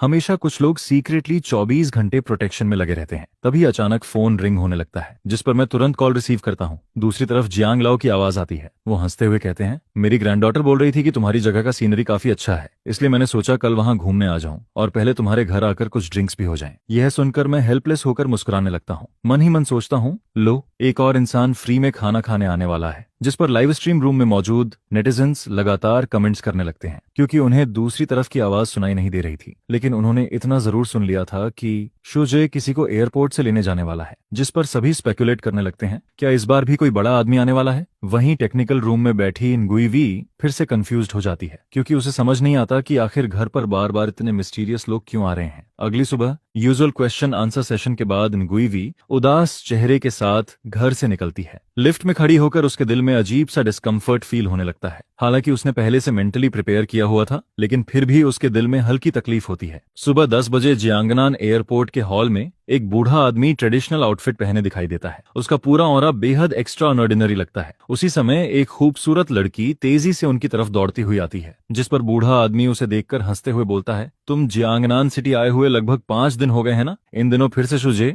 के घर फ्री में खाना खाने जाती रही हो क्या? यह सुनकर लड़की स्पीचलेस हो जाती है और तुरंत बोलती है, ऐसी कोई बात नहीं है, मैं बस एक बार खाने गई थी। फिर वो आगे कहती है, लेकिन अचानक उनकी वाइफ घर लौट आई थी। मैं इतनी डर गई कि खाना भी पूरा नहीं खाया और लंच बॉक्स उठाकर भाग गई। उसकी बात सुनकर बूढ़ा आदमी जोर से हंसने लगता है। फिर वो बोलता है, चलो चलो, अब शुजे के घर चलते हैं, इस वक्त वो जरूर किचन में बिजी होगा। यह सुनकर लड़की और भी हेल्पलेस हो जाती है। फिर वो शिकायत करते हुए बोलती है, ग्रैंडपा, आपने पहले क्यों नहीं बताया? मैंने तो पहले से रेस्टोरेंट बुकिंग कर रखी है, मेरे दोस्त भी वहां वेट कर रहे हैं। उधर लाइव स्ट्रीम रूम में बैठे फैंस बोर्डम में लगातार कमेंट्स स्पैम कर रहे होते हैं, गेस्ट अभी तक क्यों नहीं आया, जल्दी करो। इंतजार करते करते फूल भी मुरझा गए, क्योंकि सुबह से वो सिर्फ शुजे को खाना बनाते देख रहे थे। सभी बस यही जानना चाहते थे कि आज आने वाला गेस्ट आखिर कौन है। जिस पर डायरेक्टर हंसते हुए बोलता है, सब लोग थोड़ा और वेट करो, 11 बजने वाले हैं, शायद वो लोग पहुंचने ही वाले हैं। तभी अचानक डोरबेल बजती है। ये आवाज सुनते ही लाइव स्ट्रीम रूम में एक्साइटमेंट एक्सप्लोड हो जाती है। अगले ही पल सभी देखते हैं कि मैं किचन से बाहर निकलता हूँ, जिस पर कमेंट्स की बाढ़ आ जाती है। फाइनली मैं सुबह 8 बजे से वेट कर रहा हूँ। वहीं टेक्निकल रूम में बैठे सभी लोग भी इंस्टेंटली एक्साइटेड हो जाते हैं। सभी की नजर लाइव स्ट्रीम स्क्रीन पर टिक जाती है। दरवाजे के बाहर एक मिडिल एज्ड आदमी खड़ा होता है, जिसे देखकर साफ पता चलता है कि वो कोई ऑर्डिनरी इंसान नहीं है। जिस पर मैं उसे देखकर बोलता हूँ, प्रोफेसर जांग, काफी समय बाद मुलाकात हो रही है। मुझे देखते ही जांग यू के चेहरे पर तुरंत रिस्पेक्ट दिखाई देने लगता है। यह देखकर लाइव स्ट्रीम रूम के व्यूअर्स शॉक्ड हो जाते हैं। ये आदमी तो किसी सक्सेसफुल बिजनेसमैन जैसा लग रहा है, लेकिन शुजे के सामने इतना रिस्पेक्टफुल क्यों बिहेव कर रहा है? वहीं कंट्रोल रूम में डायरेक्टर उस मिडिल एज्ड आदमी को ध्यान से देखता है। उसे चेहरा काफी फेमिलियर लगता है, लेकिन वो याद नहीं कर पाता कि आखिर उसे कहाँ देखा है। दूसरी तरफ एनगुई वी भी क्यूरियोसिटी के साथ स्क्रीन देखती रहती है। उसे लगने लगता है कि यह आदमी उसके हस्बैंड के सामने ऐसे बिहेव कर रहा है जैसे कोई सबऑर्डिनेट अपने बॉस के सामने खड़ा हो। उधर मैं जांग यू का ऐसा बिहेवियर देखकर हेल्पलेस फील करता हूँ। फिर मैं उससे कहता हूँ, आप ऐसा मत किया करो। आप मुझसे पूरे 20 साल बड़े हो, ऊपर से हजारों एम्प्लॉयज वाले ग्रुप के चेयरमैन भी हो, फिर भी हर बार इतने फॉर्मल क्यों रहते हो? मेरी यह बात सुनते ही लाइव स्ट्रीम रूम एक्सप्लोड हो जाता है। असिस्टेंट भी शॉक में स्क्रीन की तरफ देखने लगती है। आखिर ऐसा कौन सा प्रोफेसर है जिसके सामने एक बड़े ग्रुप का चेयरमैन इतना रिस्पेक्ट दिखा रहा है? वहीं इन गुईवी के दिल में भी जोरदार हलचल मच जाती है। उसे पहले से पता था कि उसका हस्बैंड मिस्टीरियस है, लेकिन अपनी आंखों से एक चेयरमैन को शुजे के सामने इतना हम्बल होते देखकर उसका दिल बुरी तरह हिल जाता है। उधर लाइव स्ट्रीम फ्रेम में झांग यू का एक्सप्रेशन अभी भी बेहद रिस्पेक्टफुल रहता है। उसकी नजरों में शुजे के लिए डीप एडमिरेशन साफ दिखाई देता है, क्योंकि उसके दिल में शुजे सिर्फ एडमिरेशन का पात्र नहीं था, बल्कि उसके पूरे फैमिली का सेवियर था। 4 साल पहले उसकी बेटी को कैंसर हो गया था। डॉक्टर्स ने साफ कह दिया था कि वो 1 साल से ज्यादा सर्वाइव नहीं कर पाएगी। एक फादर होने के बावजूद वो अपनी बेटी को सफरिंग में देखकर कुछ नहीं कर पा रहा था। उस समय वो पूरी तरह टूट चुका था, लेकिन तभी उसे एक न्यूज सुनने को मिली जिसने उसके अंदर उम्मीद जगा दी। उसे पता चला कि एक मेडिकल एक्सपेरिमेंट चल रहा है जिसमें 100 कैंसर पेशेंट्स पर नई मेडिसिन टेस्ट की जा रही है, जिस पर वो तुरंत अपनी बेटी को उस एक्सपेरिमेंट में शामिल करवा देता है। फिर ट्रीटमेंट शुरू होने के बाद एक मिरेकल होता है। उसकी बेटी की हालत तेजी से इंप्रूव होने लगती है। सिर्फ आधे महीने के अंदर उसके शरीर से कैंसर सेल्स पूरी तरह खत्म हो जाते हैं। इसके बाद ही उसे पता चलता है कि कैंसर को कन्वर्ट करने वाला इंसान शुजे था, और मास प्रोडक्शन वाली कैंसर मेडिसिन भी उसी की कंपनी में बनाई जा रही थी। उसी दिन से जांग यू मेरे कांटेक्ट में रहने लगता है। फिर वो मेरी तरफ गंभीर नजरों से देखकर कहता है, प्रोफेसर शू, मेरी बेटी की जान बचाने के लिए आपका धन्यवाद। जिस पर मैं हेल्पलेस होकर जवाब देता हूँ, हर बार मिलने पर आप मुझे थैंक्स क्यों बोलते हो? लेकिन झांग यू गंभीर आवाज में कहता है, अगर उस वक्त आपने कैंसर कंकूर नहीं किया होता तो मेरी बेटी 3 साल पहले ही मर चुकी होती। आपने मेरी बेटी को बचाया है। आप हमारे पूरे परिवार के बेनिफैक्टर हो। उसकी यह बात सुनते ही लाइव स्ट्रीम रूम में हड़कंप मच जाता है। क्या कैंसर क्योर? ये सच है या फेक? फैंस को यकीन ही नहीं होता, क्योंकि उन्हें याद आता है कि 4 साल पहले पूरी दुनिया में एक शॉकिंग न्यूज फैली थी। कैंसर को पूरी तरह कन्वर्ट कर लिया गया है, और सबसे शॉकिंग बात यह थी कि यह क्योर हर तरह के कैंसर पर काम करता था। जब यह खबर सामने आई थी तब पूरी दुनिया हिल गई थी। खासकर हुआशिया के लोग बेहद प्राउड फील कर रहे थे, क्योंकि कैंसर क्योर डिस्कवर करने वाला इंसान हुआशिया का था। लेकिन उस समय सबसे बड़ी मिस्ट्री यही थी कि आखिर वो जीनियस साइंटिस्ट कौन था। उसकी आइडेंटिटी कभी पब्लिक नहीं की गई थी, और अब अचानक उनसे कहा जा रहा था कि वो इंसान शुजे है, जिस पर किसी को यकीन नहीं हो रहा था। वहीं इंगुईवी पूरी तरह स्टंट बैठी रहती है। उसके दिमाग में सिर्फ एक ही सवाल घूम रहा था, क्या मेरे हस्बैंड ने सच में कैंसर क्योर बनाया है? उसे समझ नहीं आता कि उसे इस बारे में कुछ भी क्यों नहीं पता था। जिस पर लाइव स्ट्रीम कमेंट्स लगातार फ्लड होने लगते हैं। कई लोग शक करने लगते हैं कि शायद प्रोग्राम टीम ने यह सब स्क्रिप्टेड किया है, लेकिन डायरेक्टर तुरंत छाती ठोककर बोलता है, सब लोग आराम से रहो, हमने कोई एक्टर हायर नहीं किया है। फिर वो आगे कहता है, हमारी प्रोग्राम टीम में इतनी कैपेबिलिटी ही नहीं है कि पुलिस ब्यूरो चीफ जैसे आदमी को बुला सके। ये सुनकर फैंस भी सोच में पड़ जाते हैं, क्योंकि डायरेक्टर की बात सच लग रही थी।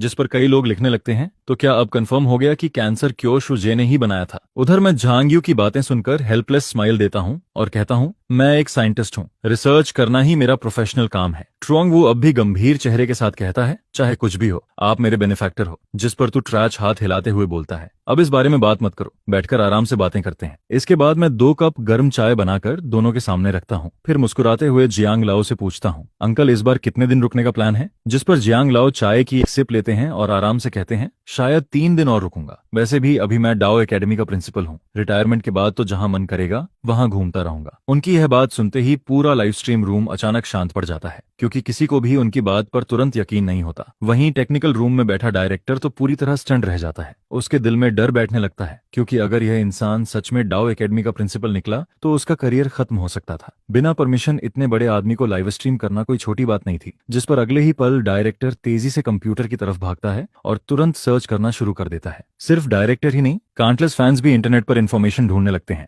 क्योंकि यह सारी डिटेल्स पब्लिक थी, इसलिए ज्यादा मुश्किल नहीं होती। आधे मिनट के अंदर ही सभी लोग रिजल्ट देखकर कांप उठते हैं, क्योंकि यह बूढ़ा आदमी सच में डाउ एकेडमी का प्रिंसिपल था। यह देखकर असिस्टेंट भी पूरी तरह शॉक्ड रह जाती है। उसने कभी इमेजिन भी नहीं किया था कि वो अपनी जिंदगी में इतने बड़े आदमी का लाइव स्ट्रीम देख पाएगी। वहीं nguyi भी इंस्टिंक्टिवली अपना मुंह ढक लेती है, क्योंकि उसे यकीन नहीं होता कि डाउ एकेडमी जैसा बड़ा प्रिंसिपल उसके हस्बैंड के साथ इतने कैजुअली बातें कर रहा है। लेकिन डायरेक्टर की हालत बाकी लोगों से भी ज्यादा खराब हो चुकी थी, क्योंकि पहले ही अंकल जांग उसे डराने के लिए काफी थे और अब यह प्रिंसिपल वाला मामला सामने आ गया था, जिस पर डायरेक्टर कांपते हुए तुरंत इन्वेस्टर को फोन करता है। उसकी आवाज डर से लड़खड़ाने लगती है, लेकिन वो अपनी बात पूरी करता उससे पहले ही दूसरी तरफ से आवाज आती है, मुझे सब पता है, लाइव स्ट्रीम कंटिन्यू रखो। यह सुनकर डायरेक्टर राहत की सांस लेता है, लेकिन फिर भी डरते हुए पूछता है, सच में कोई प्रॉब्लम नहीं होगी? जिस पर दूसरी तरफ से शांत आवाज आती है, मैंने कहा ना सब ठीक है, ज्यादा मत सोचो। उधर लाइव स्ट्रीम फ्रेम में हम लोग खाना खाते हुए कैजुअली बातें कर रहे होते हैं। तभी अचानक ट्रोंग वू खड़ा हो जाता है। वो वाइन ग्लास उठाकर मेरी तरफ देखता है और गंभीर आवाज कहता है, प्रोफेसर शू, मेरी बेटी की जान बचाने के लिए एक बार फिर आपका धन्यवाद। मैं आपको टोस्ट करता हूँ। जिस पर मैं हेल्पलेस होकर खड़ा होता हूँ और उसके साथ ग्लास टकराता हूँ। फिर मैं हंसते हुए उससे कहता हूँ, इन सालों में मैंने भी आपको काफी परेशान किया है। बार बार आपको मेरी वाइफ से बातें छुपाने के लिए कोऑपरेट करना पड़ा। मेरी बात सुनकर ट्रोंग वू हंसने लगता है। वहीं लाइव स्ट्रीम रूम में बैठे व्यूअर्स अचानक रियलाइज करने लगते हैं। उन्हें याद आता है कि पहले शूजे किसी मिस्टीरियस चेयरमैन के साथ वीचैट पर चैट करता दिखाई दिया था। अब सब समझ जाते हैं कि वो इंसान यही मिडिल एज्ड चेयरमैन था, जिस पर सभी कमेंट्स करने लगते हैं, हे भगवान, nguyi को पूरे 5 साल तक बेवकूफ बनाया गया। वहीं कंट्रोल रूम में बैठी nguyi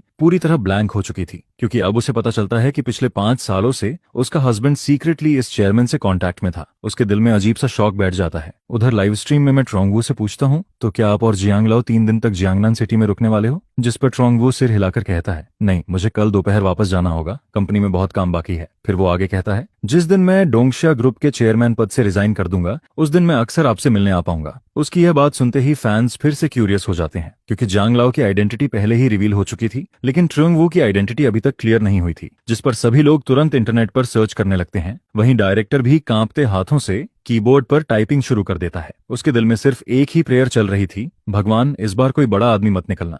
लेकिन 30 सेकंड्स बाद उसका चेहरा पूरी तरह सफेद पड़ जाता है, क्योंकि डोंगशिया फार्मास्यूटिकल ग्रुप के चेयरमैन का नाम सच में ट्रोंग वू था। ऊपर से इंटरनेट पर उसकी फोटो भी मौजूद थी, जिस पर डायरेक्टर का पूरा शरीर कांपने लगता है, क्योंकि यह फिर से एक टॉप लेवल बिग शॉट निकलता है। अब उसे लगने लगता है कि उसकी किस्मत सच में खराब है। वो सिर्फ एक सिंपल रियलिटी प्रोग्राम बनाना चाहता था, लेकिन यहाँ जिन लोगों से उसका सामना हो रहा था, वो सब ऐसे लोग थे जिन्हें ऑफेंड करने की उसकी हैसियत नहीं थी। हालांकि उसे याद आता है कि इन्वेस्टर खुद लगातार लाइव स्ट्रीम देख रहा है। अगर कोई प्रॉब्लम होती तो वो अब तक कॉल कर चुका होता। ये सोचकर उसका डर थोड़ा कम हो जाता है। उधर असिस्टेंट और nguyi भी इंटरनेट पर प्राइवेट मैसेजेस पढ़ रही होती हैं। दोनों के चेहरे पर शॉक साफ दिखाई देता है, क्योंकि अब तक शुजे से मिलने आने वाले सभी लोग टॉप लेवल फिगर्स निकल रहे थे। असिस्टेंट धीरे से कहती है, तो वो कैंसर मेडिसिन सच में वही है जो 4 साल पहले रिलीज हुई थी? जिस पर लाइव स्ट्रीम रूम के व्यूअर्स भी रियलाइज कर लेते हैं। अब सभी के दिल में जोरदार हलचल मच जाती है, क्योंकि इसका मतलब साफ था, कैंसर को सच में शुजे ने कन्वर्ट किया था। फैंस लगातार शॉक्ड होकर कमेंट्स करने लगते हैं। 4 साल पहले वैक्सीन और कैंसर मेडिसिन दोनों दुनिया को हिला चुके थे। उस वक्त छू, जो सिर्फ 24 साल का था, यह इंसान आखिर कितना मॉन्स्टर लेवल जीनियस है। वहीं nguyi भी पूरी तरह स्टंड हो चुकी थी। उसे अब समझ आने लगता है कि उसका हस्बैंड कितना टेरिफाइंगली टैलेंटेड इंसान है। उधर लाइव स्ट्रीम फ्रेम में हम तीनों बातें करते रहते हैं। जियांग लाओ मेरी तरफ एडमिरेशन भरी नजरों से देखते हैं। फिर वो लगातार मेरी तारीफ करते हुए कहते हैं,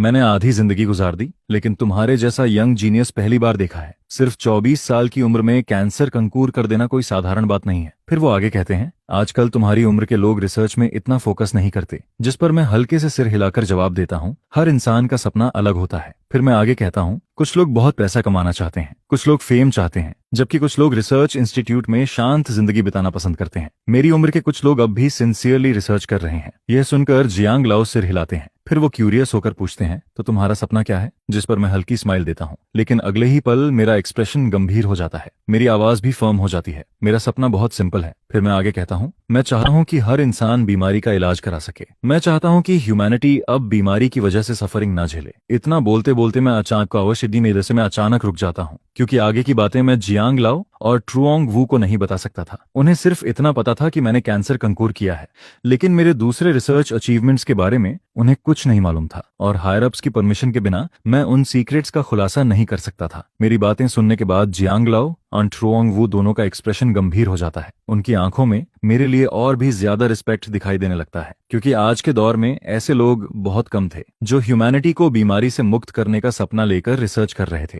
उसी पल उनके दिल में मेरी इमेज पहले से कहीं ज्यादा महान बन जाती है। आखिर आजकल ज्यादातर कैपिटलिस्ट लोग रिसर्च सिर्फ पैसे कमाने के लिए करते हैं। यहाँ तक कि कुछ लोग तो इतने ग्रीडी होते हैं कि वो जल्दी ठीक करने वाली मेडिसिन बनाने के बजाय ऐसी मेडिसिन बनाते हैं जिसे लंबे समय तक खाना पड़े और इफेक्ट भी धीरे धीरे आए, क्योंकि उन कैपिटलिस्ट्स के लिए इंसानों की जान से ज्यादा इंपॉर्टेंट सिर्फ पैसा होता है। लाइव स्ट्रीम रूम में ऑनलाइन व्यूअर्स की संख्या अब 7 लाख तक पहुंच चुकी थी, और जैसे ही सभी लोग मेरी बातें सुनते हैं, उनके दिल में अचानक रिस्पेक्ट पैदा होने लगता है। कई लोग अंदर से सच में मुझे एडमायर करने लगते हैं। यहाँ तक कि कुछ व्यूअर्स ऐसे भी थे जो पहले ब्लाइंडली सेलिब्रिटीज को फॉलो करते थे, लेकिन अब उन्हें अपने पुराने एक्शंस पर शर्म आने लगती है, जिस पर वो सोचने लगते हैं, हम आखिर इतने सालों तक एक्टर्स और स्टार्स के पीछे क्यों भागते रहे, क्योंकि उनके सामने अब एक ऐसा इंसान था जो चुपचाप ह्यूमैनिटी के लिए रिसर्च कर रहा था, और वही इंसान असल में आइडल बनने लायक था। उधर टेक्निकल रूम में बैठी असिस्टेंट भी पूरी तरह शॉक्ड हो जाती है। फिर वो गुई वी की तरफ देखकर कहती है, सिस्टर वी, आपको प्रोफेसर शू का बहुत अच्छे से ख्याल रखना चाहिए ताकि वो आराम से रिसर्च कर सकें। उसकी बात सुनकर डायरेक्टर भी तुरंत सिर हिलाता है और बोलता है, सही कहा, प्रोफेसर शू जैसे लोगों को एक अच्छी वाइफ की जरूरत होती है, तभी वो बिना टेंशन के काम कर पाएंगे। यह सुनकर लाइव स्ट्रीम रूम के फैंस भी लगातार कमेंट्स भेजने लगते हैं। सभी लोग एनगुई वी को सपोर्ट करने लगते हैं,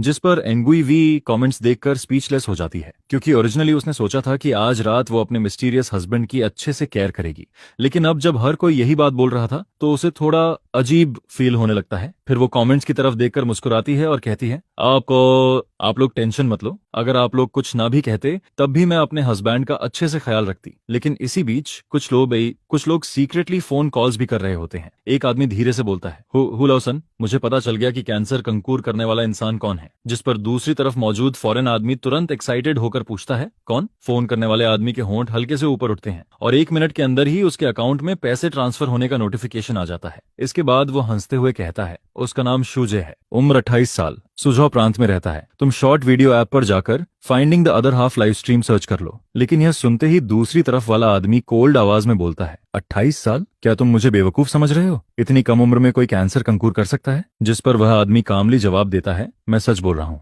भरोसा नहीं है तो खुद जाकर देख लो। इतना बोलकर वो कॉल काट देता है। उधर लाइव स्ट्रीम रूम में 7 लाख व्यूअर्स लगातार रिस्पेक्ट वाले कमेंट्स स्पैम कर रहे होते हैं, लेकिन जहां काउंटलेस फैंस इमोशनल हो रहे थे, वहीं दूसरी तरफ कुछ फॉरेन ऑर्गेनाइजेशंस के हिडन कॉन्टैक्ट्स लगातार फोन कॉल्स कर रहे थे, और ज्यादा समय नहीं बीतता कि दुनिया के अलग अलग हिस्सों से सीक्रेट ऑनर्डर्स पास होने लगते हैं। लेकिन उस समय तो ट्रैच, जियांग लाओ और ट्रुओंग वो खुशी से बातें कर रहे होते हैं। उन्हें बिल्कुल अंदाजा नहीं था कि बाहर कितनी बड़ी हलचल शुरू हो चुकी है। कुछ देर बाद शराब का असर धीरे धीरे चढ़ने लगता है। जियांग लाओ और ट्रुओंग वो दोनों थोड़ा टिप्सी होने लगते हैं। यह देखकर मैं तुरंत खड़ा होता हूँ और ड्रॉअर से 3 पिल्स निकालता हूँ। फिर उनमें से एक पिल जियांग लाओ और ट्रुओंग वू को दे देता हूँ, जिस पर दोनों सरप्राइज होकर पूछते हैं, ये क्या है? मैं मुस्कुराकर जवाब देता हूँ, ये हैंगओवर रिलीफ पिल है। इसे खाने के आधे घंटे के अंदर बॉडी का पूरा अल्कोहल खत्म हो जाएगा। मेरी बात सुनते ही दोनों शॉक्ड होकर मुझे देखने लगते हैं। जियांग लाओ तुरंत पूछते हैं, मतलब इसे खाने के बाद आधे घंटे में पूरा नशा उतर जाएगा?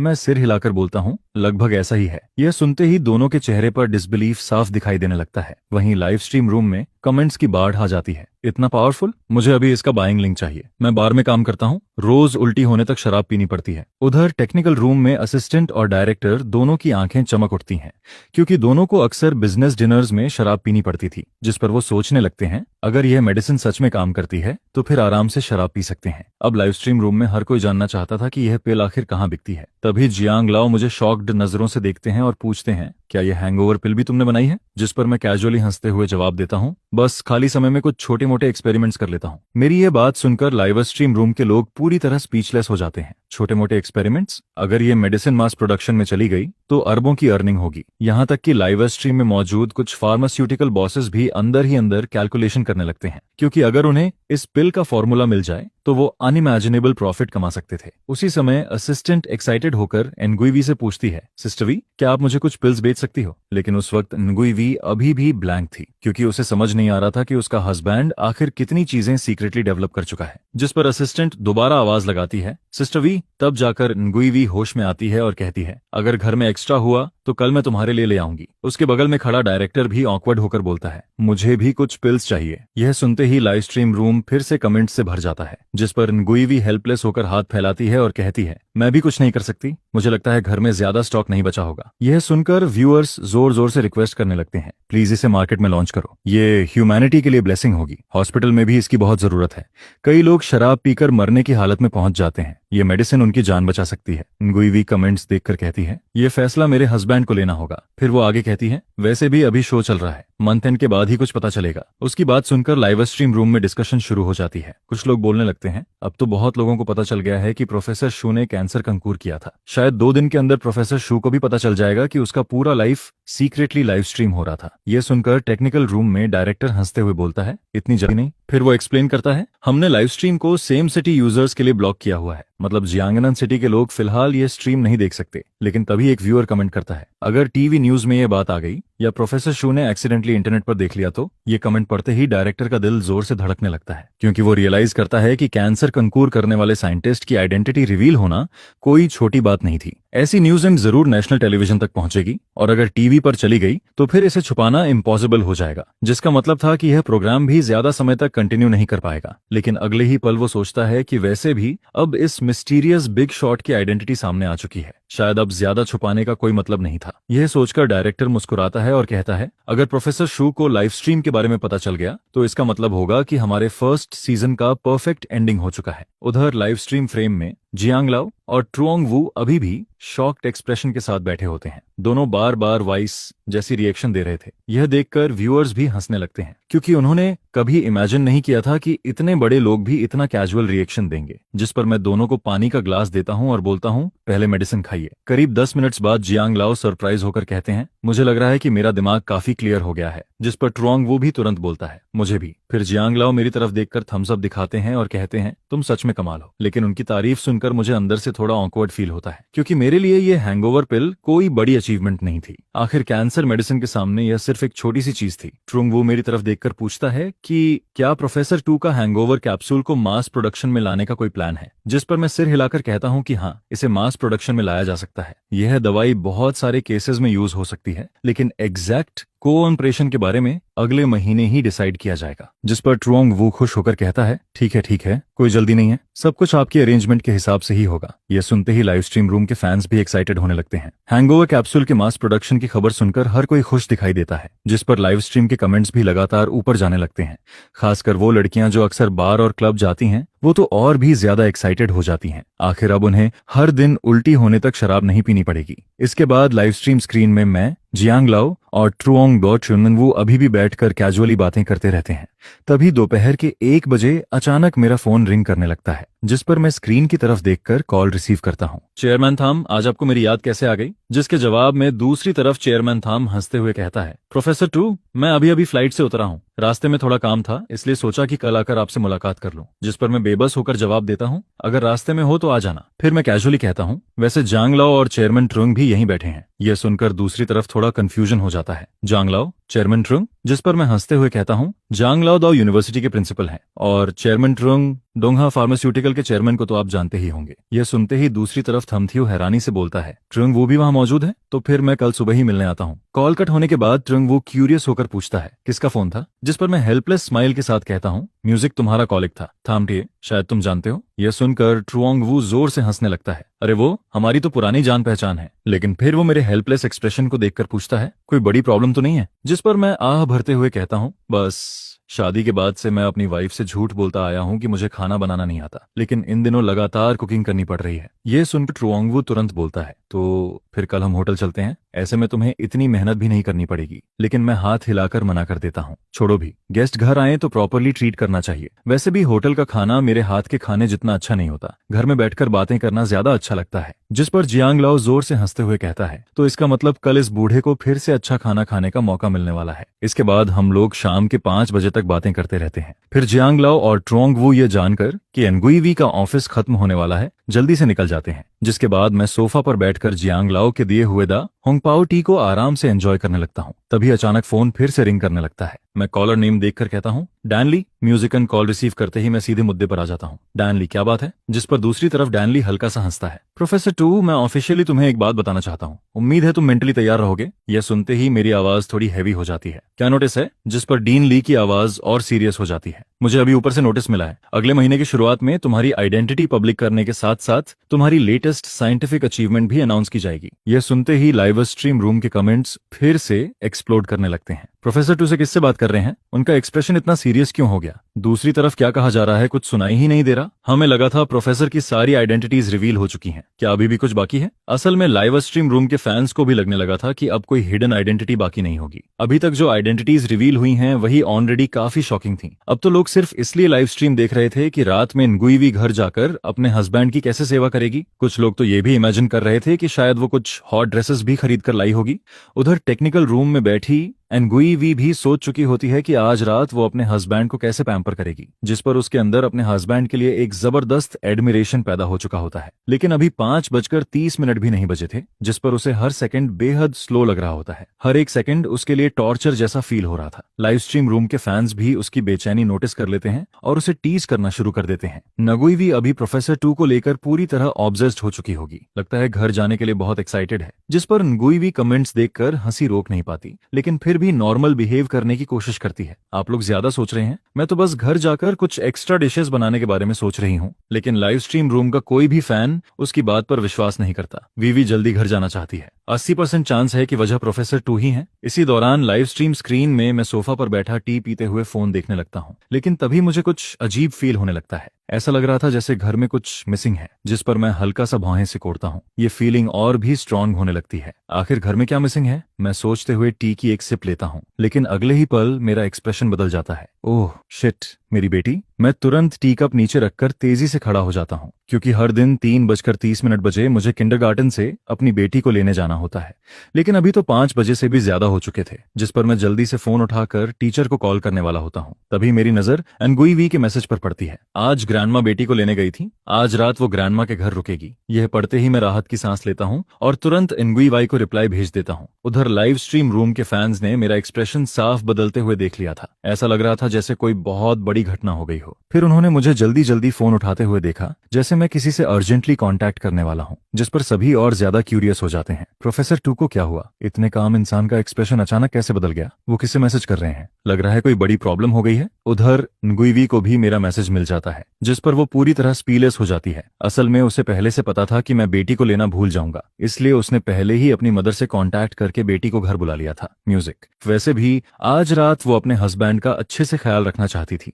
अगर बेटी घर पर रहती तो थोड़ा मुश्किल हो जाता। जिस पर नगुइवी लाइव स्ट्रीम कमेंट्स पढ़ते हुए एक्सप्लेन करती है, टू ट्रैच ने मुझे ही मैसेज किया था, क्योंकि उन्हें रोज बेटी को लेने की आदत है। यह सुनते ही लाइव स्ट्रीम रूम के ऑडियंस हंस हंस कर पागल हो जाते हैं। ये सच में उनकी रियल डॉटर है ना? बच्ची अभी कहाँ है? उन्हें टीचर को कॉल करना चाहिए था। जिस पर नगुइवी हंसते हुए कहती है, सब टेंशन मत लो, बेटी को मेरे पेरेंट्स ले गए हैं, आज रात वो ग्रैंडमा के घर रुकेगी। इसके बाद वो जल्दी से उठते हुए कहती है, मैं जा रही हूँ, मैं जा रही हूँ। लेकिन फैंस उसकी बात सुनते ही और ज्यादा एक्साइटेड हो जाते हैं। लगता है आज रात कुछ बड़ा होने वाला है। विवी को अपनी तरफ देखते हुए फैंस फिर से उसे टीज करना शुरू कर देते हैं, लेकिन इस बार वो हमेशा की तरह शर्माने के बजाय डायरेक्टर की तरफ मुड़कर कहती है, थोड़ा वेट करना, घर पहुंचने के बाद मैं कैमरा कवर कर दूंगी। जिस पर डायरेक्टर हल्का सा हंसते हुए कहता है, ठीक है। वहीं छोटी असिस्टेंट भी ऐसा एक्सप्रेशन देती है जैसे वो सब कुछ समझ गई हो। शाम के 5:40 बजते ही जैसे ही विवी घर लौटती है, मैं तुरंत सोफा से उठकर खड़ा हो जाता हूँ। सासू माँ और ससुर जी बेटी को ले गए? जिस पर nguivi कुछ नहीं बोलती, बस धीरे से हंस देती है। फिर वो सीक्रेटली अपने बैग के अंदर हाथ डालकर स्क्रीन टच करती है और अगले ही पल लाइव स्ट्रीम की इमेज गायब हो जाती है। यह देखकर लाइव स्ट्रीम रूम के फैंस जोर जोर से कंप्लेन करने लगते हैं, अरे गायब हो गया, क्या हमें गरीब समझ लिया, पेड स्ट्रीम क्यों नहीं खोल देते। जिस पर बैक स्टेज वाली छोटी असिस्टेंट हंसते हुए कहती है, ठीक है, म्यूजिक ठीक है, अब सब लोग डिस्पर्स हो जाओ, पूरा दिन लाइव स्ट्रीम हुआ है, सब लोग थक गए होंगे, आज के लिए बस इतना ही, कल फिर मिलते हैं। इसके बाद आखिरकार लाइव स्ट्रीम बंद हो जाती है। जैसे ही लाइव स्ट्रीम बंद होती है, nguivi तुरंत आकर मुझे कसकर हक कर लेती है, जिस पर मुझे अचानक समझ आने लगता है कि आखिर सासू माँ बेटी को अपने घर क्यों ले गई थी। नहीं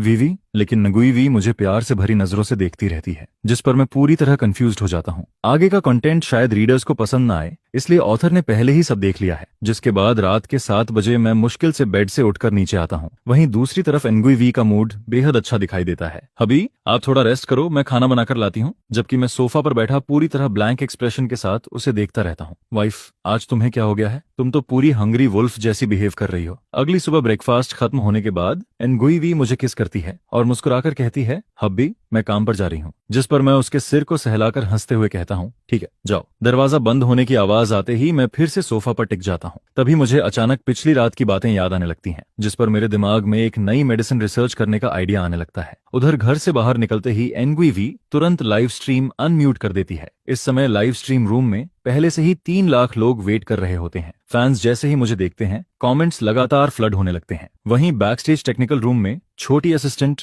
nguivi के ग्लोइंग फेस को देखकर टीजिंग टोन में कहती है, दीदी आज आपका कॉम्प्लेक्शन इतना अच्छा क्यों लग रहा है, कोई टॉनिक पी लिया क्या। जिस पर लाइव स्ट्रीम ऑडियंस और भी ज्यादा टीज करने लगती है, लेकिन nguivi कोई जवाब नहीं देती। वो बस फोन उठाकर एक और मैसेज भेज देती है। मैसेज सेंड होते ही उसकी माँ तुरंत रिप्लाई कर देती है, तुम और तू ट्रैच ठीक हो ना, कहीं झगड़ा तो नहीं हुआ। जिस पर nguivi तुरंत जवाब देती है, ना नहीं मॉम, लड़ाई नहीं हुई, बस मैं चाहती हूँ कि बेटी कुछ दिन आपके पास रहे। यह सुनते ही उसके पेरेंट्स तुरंत सब समझ जाते हैं। फिर अगले ही पल उसकी माँ रिप्लाई करती हैं, तुम लोग अब छोटे नहीं रहे, अगर दूसरा बच्चा चाहिए तो जल्दी कर लो। यह पढ़कर nguivi पूरी तरह स्पीचलेस हो जाती है। हालांकि उसे थोड़ी शर्म फील होती है, लेकिन फिर भी वो फोन उठाकर एक और मैसेज भेज देती है, हब्बी क्या आपको एक बेटा भी चाहिए। यह मैसेज देखते ही मैं थोड़ा शॉक्ड हो जाता हूँ, तुम दूसरा बच्चा चाहती हो। जिस पर वो रिप्लाई करती है, हाँ मैं एक और बच्चा चाहती हूँ, इससे घर और लाइवली हो जाएगा। ये सुनकर मैं मुस्कुराते हुए जवाब देता हूँ, ठीक है तो फिर करते हैं प्लानिंग। जिस पर वो तुरंत खुश होकर रिप्लाई करती है, यस हबी। तो मैं मॉम को बोल देती हूँ कि बेटी कुछ दिन वहीं रहेगी। यह पढ़ते ही मेरे पूरे शरीर में अजीब सी कमजोरी फील होने लगती है। सेकंड चाइल्ड का प्लान फाइनलाइज होने के बाद मैं तुरंत फोन उठाकर जियांग लाओ को कॉल करता हूँ, जियांग लाओ आप और चेयरमैन ट्रुओंग ब्रेकफास्ट के लिए यहाँ आ जाइए।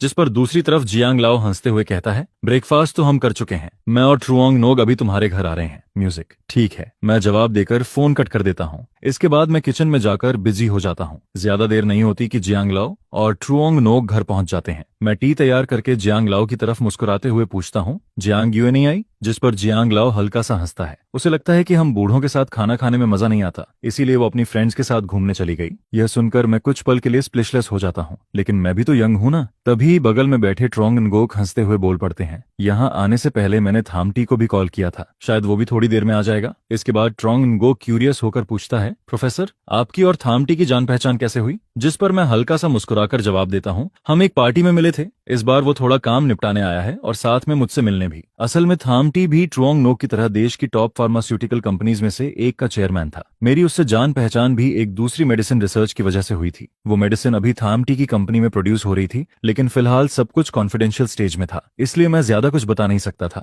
वैसे भी अगले महीने की 1 तारीख को सब कुछ पब्लिक होने वाला था। जिस पर ट्रुओंग वू भी थोड़ा कंफ्यूज्ड होकर सिर हिलाता है, क्योंकि कल ही उसकी थामटी से बात हुई थी। तब भी थामटी ने कहा था कि वो ऑफिस के काम से आएगा और साथ में तो ट्रैच से मिलने भी, लेकिन ट्रुओंग वू को हमेशा लगता था कि थामटी कुछ छुपा रहा है। हालांकि उसे समझ नहीं आता था कि आखिर अजीब क्या है। करीब 10 मिनट बाद डोरबेल बजती है, लगता है थमत्यू आ गया। जिस पर ट्रुओंग वू मुस्कुराते हुए खड़ा हो जाता है। मैं डोर खोलता हूँ और सामने एक मिडिल एज्ड आदमी दिखाई देता है। प्रोफेसर टू, बहुत समय बाद मुलाकात हुई। थमत्यू एक्साइटेड एक्सप्रेशन के साथ अपना राइट हैंड आगे बढ़ाता है, जबकि उसके लेफ्ट हैंड में जिनसिंग के 2 गिफ्ट बॉक्सेस होते हैं। जिस पर मैं उससे हैंडशेक करते हुए मुस्कुराता हूँ। काफी समय हो गया, अंदर आइए, मैं अभी द होंग पाओ टी बनाकर लाया हूँ। यह सुनते ही थामते कुछ पल के लिए ब्लैंक हो जाता है, क्योंकि द होंग पाओ टी उसे जिंदगी में सिर्फ एक बार पीने को मिली थी, वो भी किसी और की वजह से। इसके बाद थामतिए ट्रुओंग वू को ग्रीट करने के बाद बगल में बैठे जियांग लाओ की तरफ देखने लगता है, जिस पर मैं मुस्कुराकर इंट्रोड्यूस करवाता हूँ। मैं आपको इंट्रोड्यूस कराता हूँ, ये डाओ यूनिवर्सिटी के प्रिंसिपल जियांग थानेकोंग हैं। सब इन्हें जियांग लाओ कहते हैं। ये सुनते ही थामटिए जल्दी से आगे बढ़कर हैंडशेक करता है। हेलो जियांग लाओ, मेरा नाम थामटिए है। मैं ताई हो फार्मास्यूटिकल का चेयरमैन हूँ। जिस पर जियांग लाओ मुस्कुराकर कहते हैं, कल ही ट्रुओंग वू से तुम्हारे बारे में सुना था, बैठो बातें करते हैं। लाइव स्ट्रीम रूम के फैंस यह सब देखकर सरप्राइज्ड तो होते हैं, लेकिन ज्यादा शॉक्ड नहीं होते। आखिर प्रोफेसर टू कैंसर जैसी बीमारी को कंट्रोल कर चुका था। ऐसे में बड़े चेयरमैन को जानना कोई अजीब बात नहीं थी। इसके बाद लाइव स्ट्रीम स्क्रीन में चारों लोग द होंग पाओ टी पीते हुए कैजुअली बातें करने लगते हैं। तभी थाम टियो क्यूरियोसिटी से ट्रोंग वू की तरफ देखकर पूछता है, ओल्ड ट्रोंग, तुम्हारी और प्रोफेसर टू की पहचान कैसे हुई? जिस पर ट्रोंग वू हंसते हुए कहता है, मेरी कहानी भी तुम्हारी जैसी ही है। हम भी एक पार्टी में मिले थे, लेकिन असली रीजन वो भी नहीं बताता, क्योंकि ऊपर से परमिशन मिलने से पहले एक शब्द भी रिवील नहीं किया जा सकता था। यह सुनकर थाम टियो सिर हिलाता है। कल रात मैंने तुमसे कहा था कि मेरी और प्रोफेसर टू की मुलाकात पार्टी में हुई थी, लेकिन सच कहूं तो वो झूठ था। यह सुनते ही ट्रुओंग वू हल्का सा भौहें सिकोड़ता है। तुमने मुझसे झूठ क्यों बोला? जिस पर अगले ही पल थाम टीएओ रहस्यमय स्माइल देता है, क्योंकि मैंने कॉन्फिडेंशियलिटी एग्रीमेंट साइन किया है। प्रोफेसर टू से जुड़ी चीजों के बारे में मैं आधा शब्द भी रिवील नहीं कर सकता, लेकिन थाम टी अपनी बात पूरी कर पाता उससे पहले ही मैं उसे बीच में रोक देता हूँ। अगले ही पल वो मुझे भौहें सिकोड़ते हुए देखता है और तुरंत चुप हो जाता है। ये आखिर हो क्या रहा था? ऐसा लग रहा था जैसे प्रोफेसर टू को खुद भी इस बारे में कुछ पता नहीं था। असल में पिछली रात करीब 8 बजे थामतिए को ऊपर से कॉल आया था। कई साल पहले साइन किया गया कॉन्फिडेंशियलिटी एग्रीमेंट अब ऑफिशियली खत्म हो चुका था और अब उस इन्फॉर्मेशन को पब्लिक किया जा सकता था, लेकिन अब सिचुएशन देखकर उसे भी कंफ्यूजन होने लगता है। ऊपर वालों ने अभी तक प्रोफेसर टू को इन्फॉर्म नहीं किया क्या? उधर जियांग लाओ और ट्रुओंग नुगुक दोनों थाम टी की बातें सुनकर और मेरा सीरियस एक्सप्रेशन देखकर तुरंत कुछ अंदाजा लगा लेते हैं, जिस पर दोनों के दिमाग में एक ही बात आती है।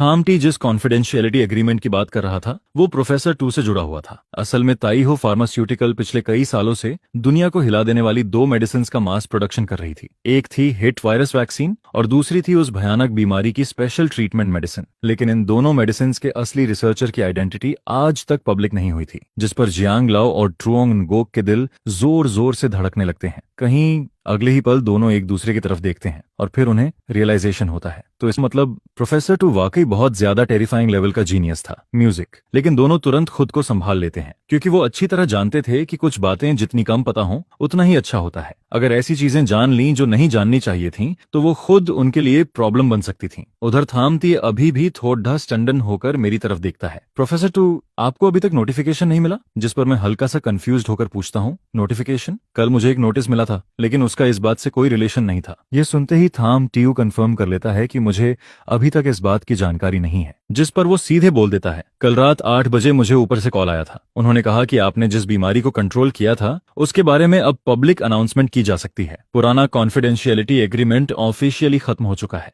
थमतियो की यह बात सुनते ही जांग लाओ और ट्रुंग हुएन के कानों में जैसे थंडर ब्लास्ट हो जाता है। क्या उस बीमारी की स्पेशल ट्रीटमेंट मेडिसिन भी तू ट्रस्ट ने बनाई थी? उधर लाइव स्ट्रीम रूम में कमेंट्स पूरी स्क्रीन पर फ्लड होने लगते हैं। फैंस पूरी तरह शॉक्ड हो जाते हैं। कई लोगों के रोंगटे तक खड़े हो जाते हैं। आखिर कैंसर और वो वायरस दोनों ही दुनिया की सबसे बड़ी प्रॉब्लम्स मानी जाती थी। कैंसर में फिर भी थोड़ा होप रहता था। शुरुआती स्टेज में क्योर पॉसिबल था और कभी कभी लास्ट स्टेज में भी मिरेकल हो जाता था। लेकिन एस वायरस पूरी तरह अलग था। वो सबसे प्रिमिटिव और सिंपलेस्ट वायरस था और इसी वजह से उसकी म्यूटेशन और रिप्लिकेशन स्पीड अनलिमिटेड लेवल तक पहुंच जाती थी। पिछले समय में 200 से ज्यादा वैक्सीन बनाई गई थी, लेकिन क्लिनिकल ट्रायल्स में हर बार फेलियर ही मिला। फिर 3 साल पहले लॉन क्वोक ने अचानक दुनिया को हिला देने वाली अनाउंसमेंट की थी, एस वायरस को पूरी तरह कंट्रोल कर लिया गया है। शुरुआत में बहुत लोगों ने इस खबर पर डाउट किया था, लेकिन उसके बाद एक एक करके काउंटलेस पेशेंट्स ठीक होने लगे, जिस पर धीरे धीरे सारे डाउट्स खत्म हो गए। ब्रो, ये लेवल का एक्सप्लोजन जरूरी था क्या? एस वायरस भी प्रोफेसर टू ने ही कंट्रोल किया। टेक्निकल रूम में मौजूद छोटी असिस्टेंट और डायरेक्टर तक शॉक से सुन्न हो चुके थे। टू ट्रच इतना ओवरपावर्ड कैसे हो सकता है? वहीं मुई वी का मुंह अब तक खुला का खुला रह गया था। डायरेक्टर साइड में बैठकर तुरंत इंटरनेट पर थम तियू की आइडेंटिटी सर्च करने लगता है। कुछ देर बाद उसकी आंखें और चौड़ी हो जाती हैं, क्योंकि सर्च रिजल्ट में साफ लिखा था कि थम तियू तय हो फार्मास्यूटिकल का चेयरमैन है और वही कंपनी वैक्सीन और स्पेशल ट्रीटमेंट मेडिसिन प्रोड्यूस करती थी। साथ ही इंटरनेट पर मौजूद फोटो भी लाइव स्ट्रीम में दिख रहे आदमी से बिल्कुल मैच कर रही थी, जिस पर डायरेक्टर शॉक्ड होकर लाइव स्ट्रीम ऑडियंस से कहता है, मैंने अभी थाम तिये की इन्फॉर्मेशन चेक की, वो सच में ताई हो फार्मास्यूटिकल का चेयरमैन है। वैक्सीन और स्पेशल मेडिसिन भी उनकी कंपनी बनाती है। इसका मतलब सच में तो त्रेच ने ही उस बीमारी को कंट्रोल किया था। यह सुनते ही लाइव स्ट्रीम रूम पूरी तरह एक्सप्लोड हो जाता है। मैं ऑफिशियली उनका फैन बन गया। आज के बाद जो भी प्रोफेसर टू को गाली देगा मैं उसे छोड़ूंगा नहीं। ये इंसान नहीं है। इतना ओवरपावर्ड होना इलीगल होना चाहिए। कमेंट्स लगातार पूरे स्क्रीन को कवर करते रहते हैं। वहीं लाइव स्ट्रीम स्क्रीन में जियांग लाओ एंड ट्रुओंग वू दोनों का दिमाग पूरी तरह हिल चुका था। जियांग लाओ कांपती आवाज में मुझे देखकर कहता है, प्रोफेसर तू, आप सच में बहुत महान हैं। इस समय जियांग लाओ को ऐसा फील हो रहा था जैसे वो पूरी तरह कन्वर्ट हो चुका हो। आखिर वो खुद दाओ यूनिवर्सिटी के प्रिंसिपल थे और एकेडमिक फील्ड में उन्होंने भी काफी कंट्रीब्यूशंस दिए थे, लेकिन टू ट्राच के रिसर्च अचीवमेंट्स के सामने उनका कंट्रीब्यूशन कुछ भी नहीं था। उधर ट्रुओंग वू की आंखों में भी इंटेंस एडमिरेशन साफ दिखाई दे रही थी, जिस पर मैं दोनों को देखकर अंदर ही अंदर पसीना बहाने लगता हूँ। सब लोग काम डाउन हो जाइए, इतना रिएक्शन मत दीजिए। लेकिन जियांग लाओ लगातार सिर हिलाता रहता है। उसके हाथ तक एक्साइटमेंट से कांप रहे होते हैं, जिस पर मैं जल्दी से उसे पकड़कर सोफा पर बैठाता हूँ। जियांग लाओ, ज्यादा एक्साइटेड मत होइए, हेल्थ के लिए अच्छा नहीं है। मैंने उस बीमारी को कंट्रोल जरूर किया, लेकिन इतना भी महान नहीं हूँ। ये अचीवमेंट सिर्फ मेरी नहीं है, काउंटलेस सीनियर्स की रिसर्च फाउंडेशन की वजह से ही मैं फाइनल स्टेप तक पहुंच पाया। असल में मैं सिर्फ उन लोगों के शोल्डर्स पर खड़े होकर आखिरी कदम पूरा कर पाया। लेकिन यह सुनते ही जियांग लाओ फिर सिर हिलाने लगता है। प्रोफेसर टू, आप बहुत हम्बल हैं। अगर पुराने रिसर्चर्स की इन्फॉर्मेशन इतनी यूजफुल थी तो फिर बाकी लोग सक्सेसफुल क्यों नहीं हुए? आखिर सिर्फ आप ही ऐसा क्यों कर पाए? यह सुनकर मैं कुछ पल के लिए चुप हो जाता हूँ। काफी देर तक समझाने के बाद जाकर जियांग लाओ थोड़ा काम होता है। इसके बाद हम लोग टी पीते हुए कैजुअली बातें करते रहते हैं। तभी ट्रुओंग वू उम्मीद भरी नजरों से मेरी तरफ देखकर पूछता है, प्रोफेसर टू, क्या आप बता सकते हैं कि आपने उस स्पेशल मेडिसिन को कैसे डेवलप किया?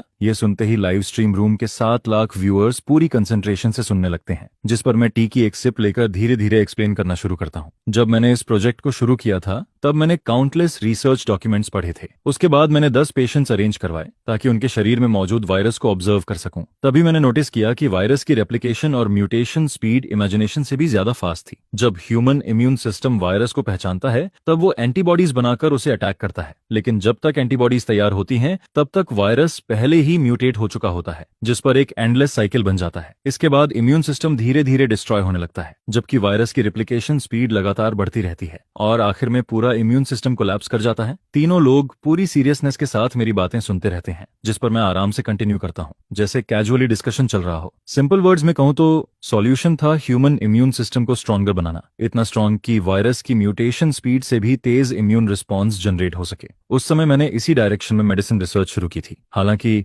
वैक्सीन रिसर्च का डायरेक्शन मेडिसिन से थोड़ा अलग था, क्योंकि हिट वायरस की म्यूटेशन पूरी तरह रैंडम होती है, उसके अंदर कोई फिक्स्ड पैटर्न नहीं था। उस समय भी काफी मेहनत लगी थी, जिस पर जियांग लाओ फिर से मेरी तरफ एडमिरेशन भरी नजरों से देखकर कहता है, प्रोफेसर तू, आप सच में बहुत ज्यादा इनक्रेडिबल हैं। लेकिन मैं तुरंत हाथ हिलाकर हेल्पलेस टोन में कहता हूँ, बस भी कीजिए, इस टॉपिक को यहीं खत्म करते हैं, कोई और बात करते हैं। आप लोगों का हर बात पर शॉक्ड हो जाना देखकर मुझे डर लगने लगा है। असल में मुझे जियांग लाओ का हर थोड़ी देर में शॉक्ड हो जाना थोड़ा अनकंफर्टेबल फील करा रहा था। लेकिन लाइव स्ट्रीम स्क्रीन पर कमेंट्स फिर से एक्सप्लोड होने लगते हैं। प्रोफेसर टू इतने हम्बल कैसे हो सकते हैं? दुनिया की 2 डेडली डिजीजेस को कंट्रोल करने वाला इंसान इतना लोकी है? अगर मैं होता तो अब तक आसमान पर उड़ रहा होता। मुझे प्रोफेसर टू की पर्सनैलिटी बहुत पसंद आ रही है। सच्चा जीनियस वही होता है जो अपने टैलेंट को लेकर शो ऑफ नहीं करता, जिस पर कुछ लोग मजाक में लिखने लगते हैं। लेकिन अगर कोई उनके प्रोफेशनल फील्ड में उन्हें चैलेंज करे तब शायद उनका एरोगेंट साइड भी देखने को मिले। वैसे एक बात बताओ, हमारे लाइव स्ट्रीम रूम में लाखों लोग हैं, क्या यहाँ किसी को कभी वो बीमारी हुई थी? ये सवाल आते ही अचानक एक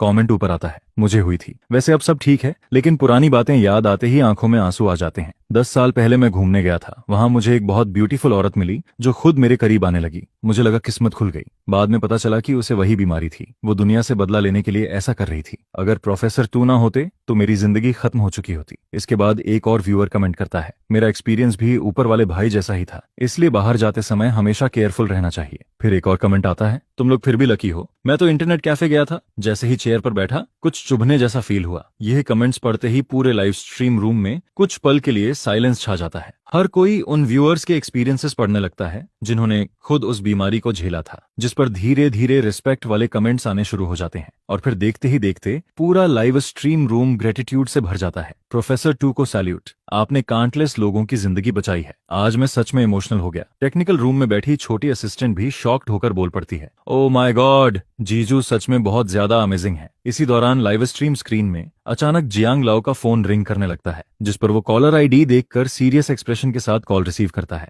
दूसरी तरफ से कुछ बातें सुनने के बाद वो सिर्फ इतना कहता है, ठीक है मैं समझ गया। कॉल कट होते ही अगले ही पल ट्रुओंग वू का फोन भी बज उठता है। वो भी सीरियस फेस के साथ साइड में जाकर कॉल रिसीव करता है।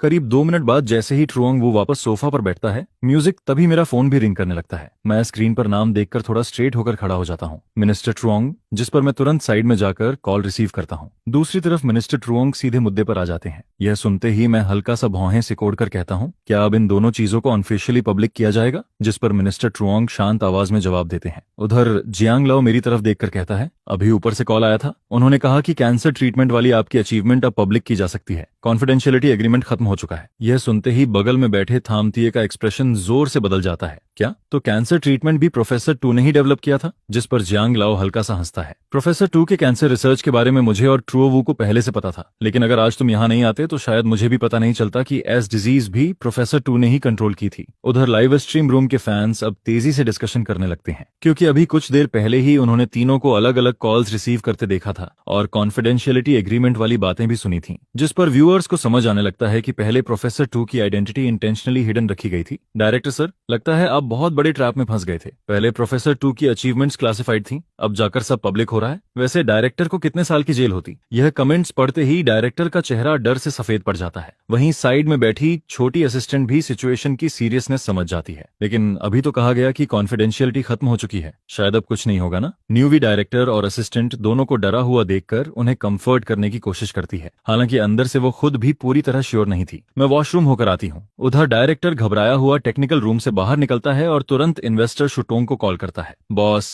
क्या आप लाइव स्ट्रीम देख रहे हैं? जिस पर दूसरी तरफ शुटोंग तुरंत कॉल उठा लेते हैं। मैं शुरू से लाइव स्ट्रीम देख रहा हूँ, कोई बड़ी बात नहीं है। प्रोफेसर टू की आइडेंटिटी पहले क्लासिफाइड थी, लेकिन अभी कॉन्फिडेंशियलिटी ऑफिशियली खत्म हो चुकी है, बाकी चीजें मैं संभाल लूंगा। लेकिन डायरेक्टर फिर भी नर्वस होकर पूछता है, सर सच में कोई प्रॉब्लम नहीं होगी? हमने डाउ यूनिवर्सिटी के प्रिंसिपल और 2 स्टेट फार्मास्यूटिकल चेयरमैन तक लाइव स्ट्रीम में दिखा दिए हैं। जिस पर शुटोंग शांत आवाज में कहते हैं, मैंने कहा ना सब हैंडल हो जाएगा, तुम बस अपना काम करो। लेकिन डायरेक्टर अभी भी पूरी तरह काम नहीं हो पाता। सर, मुझे क्लियर एश्योरेंस चाहिए। यह सुनकर दूसरी तरफ कुछ पल के लिए साइलेंस छा जाता है। फिर शुटोंग धीरे से कहते हैं, ये सब ऊपर वालों की परमिशन से हो रहा है। उन्होंने इंटेंशनली लाइव स्ट्रीम के जरिए प्रोफेसर टू की पॉपुलैरिटी बढ़ाने का फैसला किया है। यह सुनते ही डायरेक्टर की आंखें चौड़ी हो जाती हैं। मैं समझ गया सर। फिर शुटोंग वार्निंग देते हैं, लेकिन ये बात किसी और को मत बताना, ऊपर वालों के अपने प्लान्स हैं, हमें बस फॉलो करना है। जिस पर डायरेक्टर तुरंत एक्साइटेड होकर प्रॉमिस करता है, मैं किसी को कुछ नहीं बताऊंगा, मैं प्रॉपर्ली काम करूंगा। कॉल कट होते ही डायरेक्टर लंबी सांस छोड़ता है। उसके अंदर का सारा टेंशन आखिरकार खत्म हो जाता है। टेक्निकल रूम में वापस लौटते ही छोटी असिस्टेंट तुरंत पूछती है, डायरेक्टर सर कोई प्रॉब्लम तो नहीं होगी ना?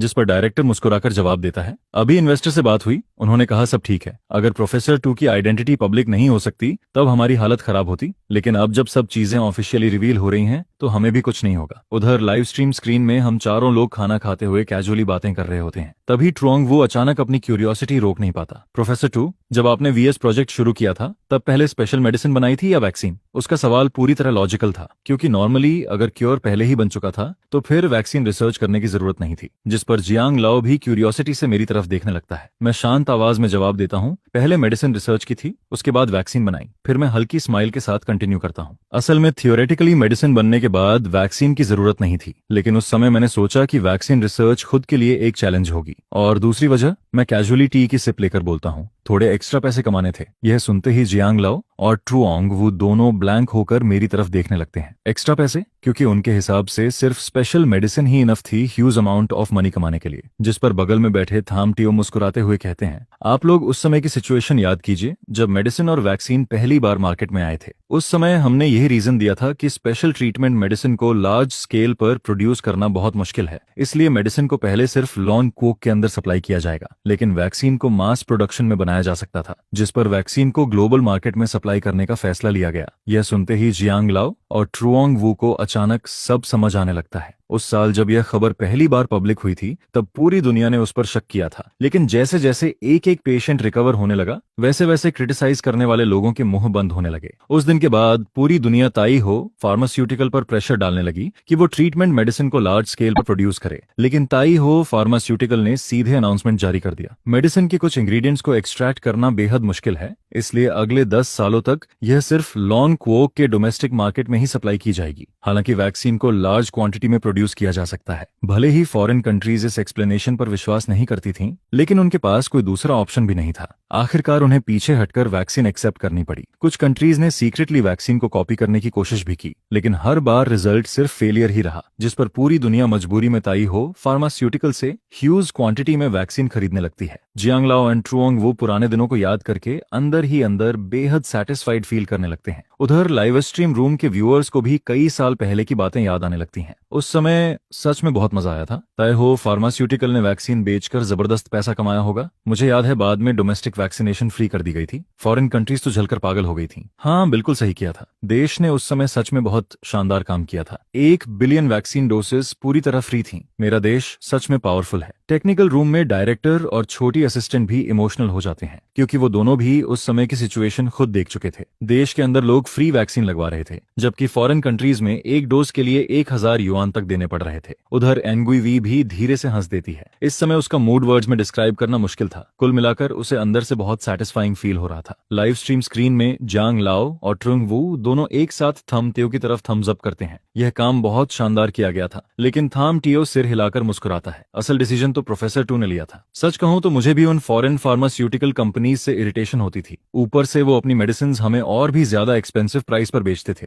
इसलिए मैंने वैक्सीन की प्राइस 1000 युआन पर डोज रखी थी। जिस पर ट्रुओंग वो क्यूरियोसिटी से पूछता है, तो वैक्सीन की एक्चुअल कॉस्ट कितनी थी? यह सुनते ही थाम टीएओ एक ब्राइट स्माइल देता है और 3 उंगलियां खड़ी कर देता है, जिस पर ट्रुओंग वो अंदाजा लगाता है 30। थाम टीएओ हंसते हुए सिर हिलाता है। बिल्कुल सही, कॉस्ट थी सिर्फ 30 युआन और प्रॉफिट 970 युआन। यह सुनते ही जियांग लाओ शॉक्ड होकर उसकी तरफ देखने लगता है। उधर लाइव स्ट्रीम रूम के व्यूअर्स भी पूरी तरह स्टंट हो जाते हैं। ओह फक, यह प्रॉफिट मार्जिन तो इंसेन है। लॉन्ग क्वोक के बाहर भी अरबों लोग थे। चाहे उनमें से सिर्फ कुछ प्रतिशत लोगों ने वैक्सीन लगवाई हो, मार्केट फिर भी जायंटिक था। तब तो ताई हो फार्मास्यूटिकल ने लिटरली पैसा छापा होगा। शेन डोंग सच में अमेजिंग है, लेकिन शेन डोंग कितना भी स्ट्रांग हो, प्रोफेसर टू फिर भी सबसे ऊपर है। हालांकि लाइव स्ट्रीम रूम में मौजूद सारे व्यूअर्स लॉन्ग क्वोक के नहीं थे। कुछ फॉरेन व्यूअर्स के दिल में यह सब देखकर और भी ज्यादा जेलसी पैदा होने लगती है। वहीं एक और ग्रुप था जो सबसे ज्यादा अनकंफर्टेबल फील कर रहा था। वो लोग पहले लॉन्ग क्वोक के सिटीजन थे, लेकिन बाद में वेस्टर्न डेवलप्ड कंट्रीज में माइग्रेट हो गए थे। जब वो लोग पहली बार फॉरेन कंट्रीज गए थे, तब उन्हें खुद पर बहुत गर्व था। उन्हें लगता था कि वो बाकी लोगों से सुपीरियर हैं। लेकिन अब जब वो अपने पुराने देश को इतनी तेजी से आगे बढ़ते देखते हैं, तो उनके अंदर अजीब सी फ्रस्ट्रेशन पैदा होने लगती है, जैसे किसी ने एक परफेक्ट पार्टनर को खुद छोड़ दिया हो और कई साल बाद पता चले कि वो इंसान अब पहले से कहीं ज्यादा बेहतर जिंदगी जी रहा है। सबसे पेनफुल बात यह थी कि फॉरेन कंट्रीज में उनकी जिंदगी उतनी अच्छी भी नहीं निकली जितनी उन्होंने इमेजिन की थी। लेकिन अब बहुत देर हो चुकी थी। उनके पास लॉन्ग क्वोक की सिटीजनशिप दोबारा पाने का कोई मौका नहीं था। उनकी आइडेंटिटी अब सिर्फ इमिग्रेंट्स की रह गई थी। उधर लाइव स्ट्रीम में हम लोग खाना खाते हुए लगातार बातें करते रहते हैं, और जैसे जैसे डिस्कशन आगे बढ़ता है, एटमॉस्फेयर और भी ज्यादा लाइवली होता जाता है। थामतियो ने थोड़ी शराब भी पी रखी थी, जिस पर वो और ज्यादा टॉकेटिव हो गया था। म्यूजिक थामतियो हंसते हुए कहता है, कुछ दिन पहले मैंने सेल्स डेटा देखा था। अब तक वैक्सीन की 3 बिलियन डोसेज बिक चुकी हैं। मुझे लगता है मार्केट अब लगभग सैचुरेटेड हो चुका है। इसलिए हमने कंपनी बोर्ड के साथ डिस्कस करके वैक्सीन सेल बंद करने का फैसला लिया है। अब हम ऑफिशियली ट्रीटमेंट मेडिसिन बेचने की तैयारी कर रहे हैं। यह सुनते ही ट्रुंग वू क्यूरियोसिटी से पूछता है, तो ट्रीटमेंट मेडिसिन की प्राइसिंग क्या होगी? जिस पर थामतियो सबके सामने एक उंगली उठाता है। 10,000 युआन पर बॉक्स, और बीमारी को पूरी तरह क्योर करने के लिए 3 बॉक्सेस चाहिए होंगी। जांगलाओ कुछ पल सोचने के बाद कहता है, इस समय फॉरेन कंट्रीज में उस बीमारी के पेशेंट्स की संख्या बहुत ज्यादा है, मतलब मेडिसिन खरीदने वाले लोगों की कमी नहीं होगी। जिस पर थामतियो सिर हिलाता है, एग्जैक्टली। भले ही परसेंटेज ज्यादा ना हो, लेकिन ओवरसीज पेशेंट्स की टोटल पॉपुलेशन बहुत बड़ी है, इसलिए बायर्स की कमी नहीं होगी। तभी ट्रुओंग वू फिर पूछता है, तो एक बॉक्स मेडिसिन की प्रोडक्शन कॉस्ट कितनी है? यह सुनते ही थामतियो हल्का सा हंसता है। कॉस्ट ज्यादा नहीं है, सिर्फ 530 युआन पर बॉक्स। ये सुनते ही जियांग लाओ और ट्रुओंग वू दोनों फ्रीज हो जाते हैं। 530 की कॉस्ट और सेलिंग प्राइस 10,000, मतलब 9,000 युआन से ज्यादा का प्रॉफिट। लेकिन थामतियो पूरी तरह काम एक्सप्रेशन के साथ हंसता रहता है। फॉरेन फार्मास्यूटिकल कंपनीज जब हमें मेडिसिन बेचती थीं, तब उनका प्रॉफिट इससे भी ज्यादा होता था। हम सिर्फ 10,000 युआन पर बॉक्स चार्ज कर रहे हैं। ये पहले से ही काफी कॉन्शियस वाला प्राइस है। फिर वो कैजुअली मेरी तरफ देखकर जोड़ता है, वैसे मेडिसिन प्राइसिंग में प्रोफेसर टू भी शामिल थे। ये सुनते ही मैं हल्की स्माइल के साथ कहता हूँ, फाइनल प्राइसिंग डिसीजन मैंने ही लिया था। प्राइस भले ही हाई हो, लेकिन फॉरेन फार्मास्यूटिकल कंपनीज भी तो अपनी मेडिसिन हमें बहुत एक्सपेंसिव रेट्स पर बेचती थी। मैं एक साइंटिस्ट हूँ। लोग कहते हैं साइंस की कोई बॉर्डर्स नहीं होती, इस बात से मैं सहमत हूँ। साइंस की बॉर्डर्स नहीं होती, लेकिन साइंटिस्ट्स का अपना कंट्री जरूर होता है, और मैं लॉन्ग क्वोक का साइंटिस्ट हूँ। यह सुनते ही लाइव स्ट्रीम रूम में कमेंट्स फिर से फ्लड होने लगते हैं। यह प्राइसिंग बिल्कुल सही है। 30,000 युआन में बीमारी पूरी तरह क्योर हो रही है, ये ऑलरेडी बहुत अच्छा है। फॉरेन कंपनीज 200 की चीज 70,000 में बेचती थी। अगर मैं होता तो सीधा 1 लाख पर बॉक्स रखता। जैसा उन्होंने हमारे साथ किया वैसा ही उनके साथ होना चाहिए। लेकिन लाइव स्ट्रीम रूम के 7 लाख व्यूअर्स में कुछ ऑपोजिट ओपिनियंस भी मौजूद थे। कुछ फॉरेन व्यूअर्स कॉस्ट सुनकर फ्यूरियस हो जाते हैं। कॉस्ट इतनी लो है, फिर सेलिंग प्राइस इतनी हाई क्यों? अगर साइंटिस्ट्स ने बीमारी को कंट्रोल कर लिया है तो मेडिसिन चीप होनी चाहिए थी। सही बात है, बिल्कुल सही। इस दवाई की कीमत करीब 400 युआन प्रति बॉक्स होनी चाहिए, तभी सही रहेगा। जिस पर बहुत से लोग इन विरोध वाले कमेंट्स को देखते ही उनकी प्रोफाइल पर जाकर चेक करना शुरू कर देते हैं, जिसके बाद पता चलता है कि वो सभी फॉरेन कंट्रीज के लोग हैं। यह देखकर सब लोग मिलकर उन्हें जवाब देना शुरू कर देते हैं। साइंस की कोई सीमा नहीं होती, लेकिन साइंटिस्ट की नेशनैलिटी जरूर होती है। प्रोफेसर शू हमारे लॉन कंट्री के हैं, तो अगर वो दवाई 10,000 युआन में बेचते हैं तो उससे क्या फर्क पड़ता है? पहले ये तो सोचो कि तुम लोग 200 युआन की ओरिजिनल मेडिसिन को आसमान छूती कीमत में बेचते हो। अब अगर हम 10,000 युआन में बेच रहे हैं तो तुम्हें इतनी जलन क्यों हो रही है? गुस्से से फट जाओ तुम लोग। जिस पर टेक्निकल रूम में बैठे डायरेक्टर ये सब देखकर उन सभी अकाउंट्स को जो फॉरेन लोकेशन से कंफर्म होते हैं तुरंत ब्लॉक कर देता है और उन्हें लाइव स्ट्रीम रूम से बाहर फेंक देता है। इसके बाद वो कहता है, मैंने उन सबको ब्लॉक कर दिया है और उन्हें लाइव स्ट्रीम रूम से बाहर निकाल दिया गया है। यह सुनते ही लाइव स्ट्रीम रूम के लोग खुश होने की बजाय थोड़ा नाराज हो जाते हैं। अरे इतनी जल्दी क्यों निकाल दिया? पहले हमें उन्हें अच्छे से गालियां देने तो देते, थोड़ा मजा लेने के बाद निकालते ना। उन्हें गुस्से से मरने देना चाहिए था। जिस पर दूसरा कहता है, सही कहा सही कहा, मैंने तो अभी ढंग से गाली देना शुरू भी नहीं किया था। इसके बाद एक और व्यूअर बोलता है, डायरेक्टर आपने अच्छा नहीं किया, कम से कम हमें पहले उन्हें रोस्ट तो कर लेने देते। हाँ, वो हरामी लोग जब भी कोई चीज उनके खिलाफ जाती है तभी प्राइस कम करने की बात करते हैं, लेकिन अगर उनके पास खुद कोई स्पेशल मेडिसिन होती तो वो भी उसे आसमान छूती कीमत पर बेचते। ऐसे लोगों को तो जमकर सुनाना ही चाहिए। इसी दौरान लाइव स्ट्रीम स्क्रीन पर जियांग लाओ एक पूरा भरा हुआ फाइट वाइन का ग्लास उठाता है और कहता है, आइए आज हम प्रोफेसर शू के नाम एक जाम पीते हैं। बॉटम्स अप हुआ है, जिस पर जांग यू भी पूरा भरा हुआ ग्लास उठाता है। यह देखकर शेन शियाओ थोड़ा डर जाता है और जल्दी से उन्हें रोकने की कोशिश करता है। यह फाइट वाइन बहुत स्ट्रांग होती है, थोड़ा कम पियो, थोड़ा कम पियो। यह सुनकर जियांग लाओ और जांग यू एक दूसरे को देखते हैं, जिस पर दोनों के मन में शेन शियाओ को थोड़ा डराने का आइडिया आता है और मैं भी उनका इरादा समझ जाता हूँ, इसलिए मैं भी उनके साथ कोऑपरेट करने का फैसला करता हूँ। इसके बाद मैं ग्लास नीचे रखकर कहता हूँ, क्यों ना पूरा बॉटल ही खत्म कर देते हैं। ये सुनते ही जियांग लाओ जोर से हंसने लगता है। पूरी बॉटल? जिस पर झांग यू भी हंस पड़ता है और कहता है, मैं तो 5 बॉटल्स तक पी सकता हूँ। शेन शियाओ यह सुनकर पूरी तरह शॉक्ड रह जाता है। उसे लगता है कि तीनों लोग नशे में बकवास कर रहे हैं। उसे यकीन ही नहीं होता कि प्रोफेसर शू जैसा साइंटिस्ट भी डींगन मार सकता है, वो भी व्हाइट वाइन की पूरी बॉटल पीने की बात कर रहा है। लेकिन अगले ही सेकंड मैं सच में मुड़कर शेन व्हाइट वाइन की बॉटल्स उठा लाता हूँ। यह देखकर शेन शियाओ का चेहरा थोड़ा पीला पड़ जाता है, लेकिन उसके दिल में अभी भी थोड़ा डाउट रहता है, क्या सच में पूरी बॉटल पियेंगे, वो भी व्हाइट वाइन? खासकर इसलिए क्योंकि वो पहले जांग यू के साथ ड्रिंक कर चुका था और उसकी अल्कोहल कैपेसिटी अच्छे से जानता था। अगर जांग यू पूरी बॉटल व्हाइट वाइन पी ले तो शायद हॉस्पिटल पहुंच जाए या आधा बेहोश हो जाए। ऊपर से वो पहले ही एक ग्लास पी चुका था। इसके बाद मैं, जियांग लाओ और जांग यू तीनों अपने अपने हाथ में एक फाइट वाइन की बोतल पकड़ लेते हैं। बोतल खोलने के बाद हम तीनों एक साथ फ्रीज होकर खड़े शेन शियाओ की तरफ देखते हैं, जिस पर जांग यू हल्का सा आईब्राउ उठाकर कहता है, क्या हुआ, बॉटल नीचे क्यों नहीं रख रहे? शेन शियाओ जांग यू के कॉन्फिडेंट अंदाज को देखकर और भी कंफ्यूज हो जाता है। उसे लगता है जैसे वो सच में पूरी बॉटल खत्म करने वाले हैं, लेकिन फिर भी उसे यकीन नहीं होता, इसलिए वो सोचने लगता है कि शायद ये लोग उसे जानबूझकर डरा रहे हैं। जिस पर शेन शियाओ भी अपनी बॉटल खोल देता है और कहता है, ठीक है, अगर पूरी बॉटल पीनी है तो मैं भी साथ दूंगा। यह सुनते ही जांग यू हंसता है और सीधे बॉटल मुंह से लगाकर पीना शुरू कर देता है। यह देखकर शेन शियाओ पूरी तरह स्टंडन रह जाता है। ये लोग सच में पी रहे हैं? पागल हो गए हैं क्या? ये व्हाइट वाइन है, इतना पीना डेंजरस हो सकता है? जिस पर live stream audience Shane Xiao का शॉक्ड एक्सप्रेशन देखकर जोर जोर से हंसने लगती है। हाँ, प्रोफेसर शू, जियांग लाओ और जांग यू ने मिलकर शेन डोंग को बुरी तरह डरा दिया। शेन डोंग को अभी तक पता ही नहीं है कि प्रोफेसर शू ने हैंगओवर कैप्सूल भी बना लिया है। उसका डरा हुआ चेहरा काफी क्यूट लग रहा है। सच में मुझे लगा था साइंटिस्ट हमेशा सीरियस रहते हैं, लेकिन प्रोफेसर शू तो लोगों को डराने में भी मजा लेते हैं। टेक्निकल रूम में बैठी छोटी असिस्टेंट मुस्कुराकर विवी की तरफ देखती है और कहती है, सिस्टर विवी, ब्रदर शू तो काफी इंटरेस्टिंग निकले। जिस पर विवी हल्का सा मुस्कुराती है, लेकिन कुछ नहीं बोलती। वो बस लाइव स्ट्रीम स्क्रीन को ध्यान से देखती रहती है, जहां उसका प्यारा हस्बैंड मौजूद होता है। लाइव स्ट्रीम स्क्रीन में 1 मिनट से भी कम समय में हम तीनों अपनी अपनी पूरी बोतल खत्म कर देते हैं। बोतल नीचे रखने के बाद हम सब एक साथ शेन श्याओ की तरफ देखते हैं। यह देखकर शेन श्याओ के माथे पर पसीना आ जाता है और वो मुझसे कहता है, अगर मैं इतनी तेजी से पूरी बोतल खत्म कर दूं तो मुझे सीधे इमरजेंसी रूम जाना पड़ेगा। जिस पर जांग यू हंसते हुए जवाब देता है, कोई बात नहीं, मैं एम्बुलेंस बुला दूंगा। यह सुनकर शेन श्याओ के चेहरे पर ब्लैक लाइंस आ जाती हैं। क्या शराब पीने के लिए फोर्स नहीं करना चाहिए? मैं शेन श्याओ का परेशान चेहरा देखकर हंस पड़ता हूँ और कहता हूँ, पी लो, वैसे भी तुम्हें मेरी नई हैंगओवर कैप्सूल टेस्ट करने का मौका मिल जाएगा। Hangover capsule? यह सुनते ही शेन श्याओ थोड़ा चौंक जाता है। नाम सुनकर ही उसे लगता है कि यह मेडिसिन इंसान को जल्दी सोबर कर सकती है। इसके बाद वो जियांग लाओ और झांग यू की तरफ देखता है और नोटिस करता है कि दोनों बिल्कुल काम है,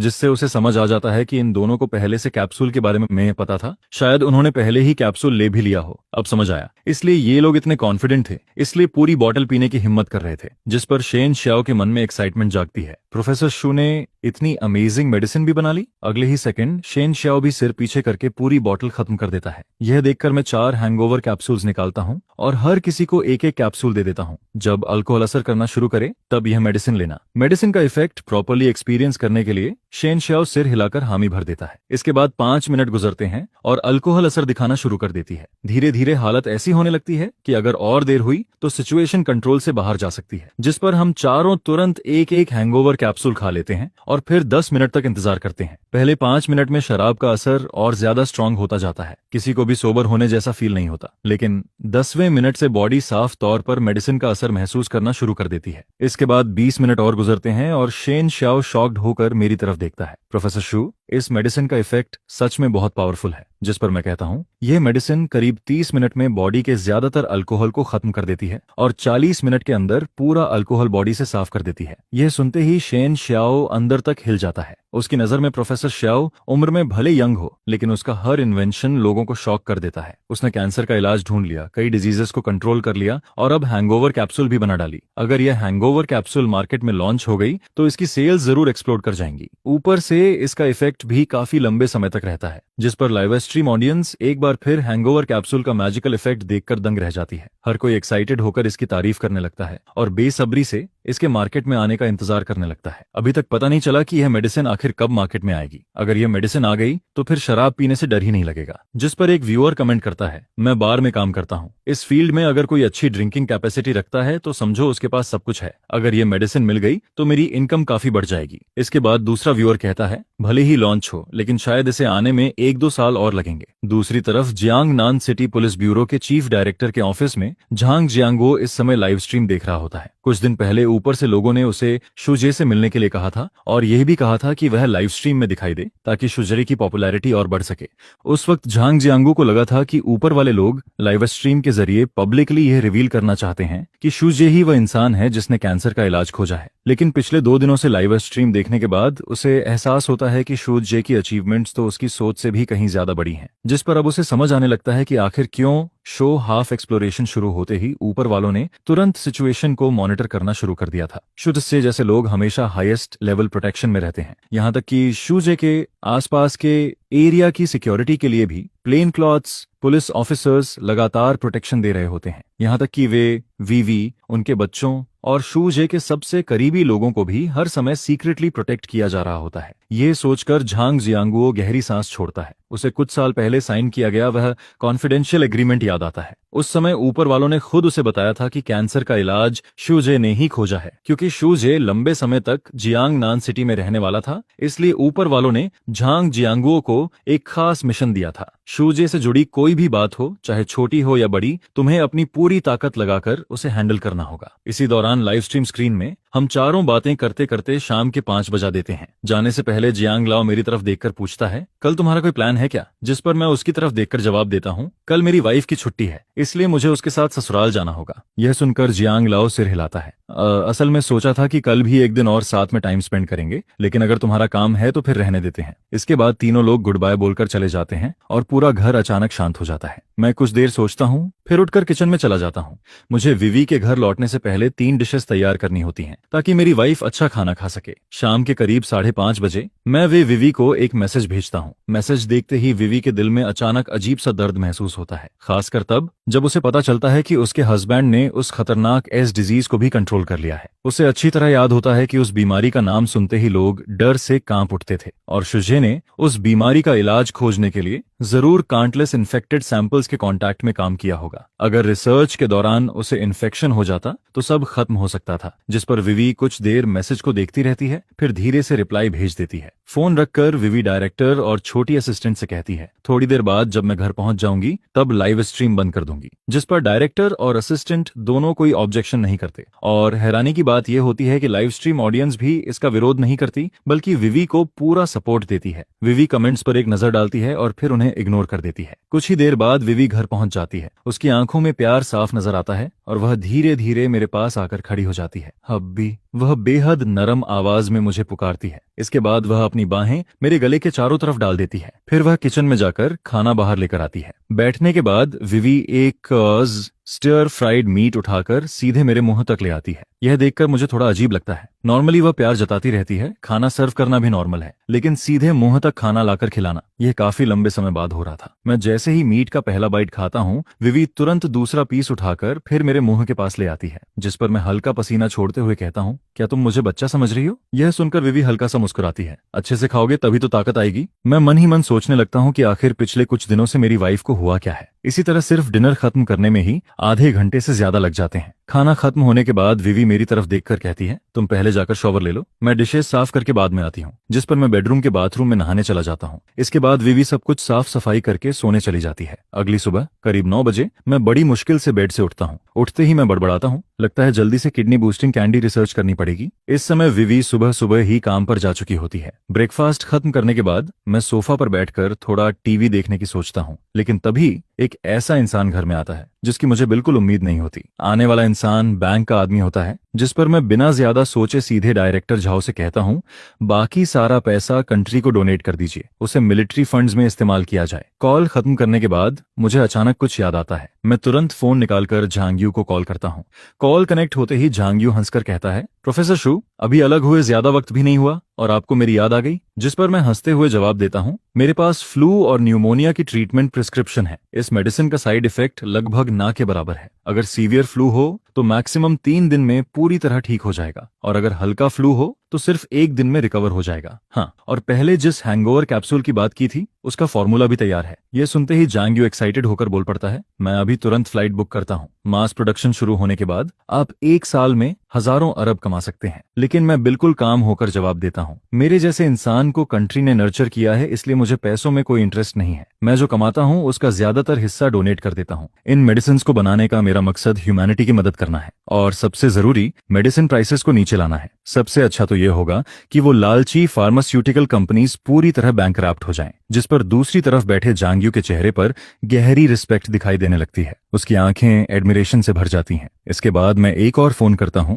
जो वेस्ट लेक फार्मास्यूटिकल के चेयरमैन शेन श्याओ को लगाया जाता है। प्रेसिडेंट शेन, समय निकालकर एक बार यहाँ आ जाइए। मैंने पाइल्स की ट्रीटमेंट वाली मेडिसिन भी रिसर्च कर ली है। एक्सटर्नल ऑनेंटमेंट और ओरल मेडिसिन दोनों साथ में इस्तेमाल होंगे, और सिर्फ 7 दिनों में पाइल्स पूरी तरह ठीक हो जाएगी। यह सुनते ही शेन श्याओ का चेहरा पूरी तरह बदल जाता है, क्योंकि मार्केट में मौजूद पाइल्स मेडिसिन ज्यादातर सिर्फ हल्के सिम्टम्स में काम करती हैं। अगर बीमारी ज्यादा सीरियस हो जाए तो सर्जरी करवाना जरूरी हो जाता है, और सर्जरी के दौरान और उसके बाद होने वाला दर्द बेहद खतरनाक होता है। कई पेशेंट्स तो उस दर्द को ऐसा बताते हैं जैसे टॉयलेट जाते वक्त टूटे हुए ग्लास के टुकड़े बाहर निकल रहे हों। लेकिन अब प्रोफेसर शू ऐसी मेडिसिन बना चुका था जो सिर्फ कुछ दिनों में बीमारी को पूरी तरह खत्म कर सकती थी। इस मेडिसिन की वैल्यू सच में अनइमेजिनेबल थी। आखिर 10 में से 9 लोग पाइल्स की प्रॉब्लम से परेशान रहते हैं। अगर यह मेडिसिन मार्केट में लॉन्च हो गई तो इसकी सेल्स जरूर एक्सप्लोड कर जाएंगी। जिस पर शेन श्याओ जल्दी से कहता है, मैं अभी फ्लाइट बुक करता हूँ। मैं सिर हिलाते हुए जवाब देता हूँ, ठीक है, फिर यही तय रहा। फिलहाल यहाँ अभी मेरे कुछ दोस्त मौजूद हैं।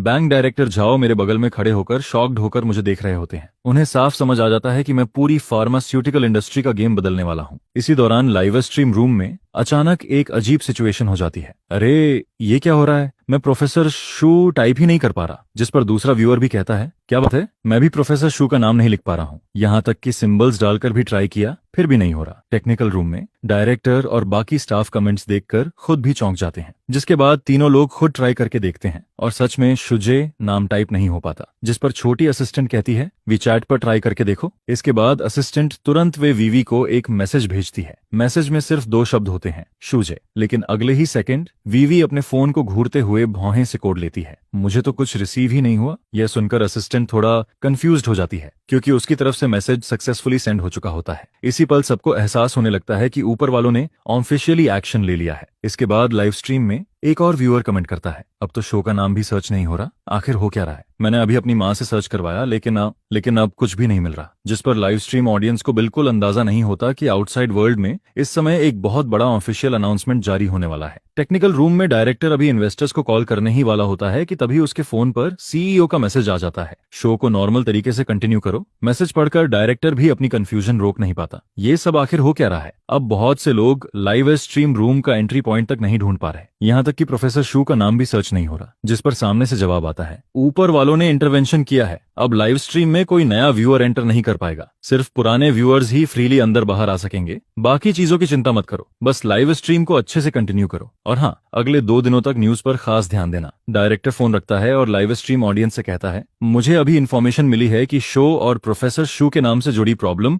ऊपर वालों की इंटरवेंशन की वजह से हुई है। पुराने व्यूअर्स अभी भी फ्रीली आ जा सकते हैं, लेकिन अब लाइव स्ट्रीम रूम में नए व्यूअर्स को एंट्री नहीं मिलेगी। यह सुनते ही लाइव स्ट्रीम ऑडियंस को जैसे अचानक सब समझ आने लगता है, तो ऊपर वालों ने एक्शन लिया है। लेकिन ऐसा क्यों?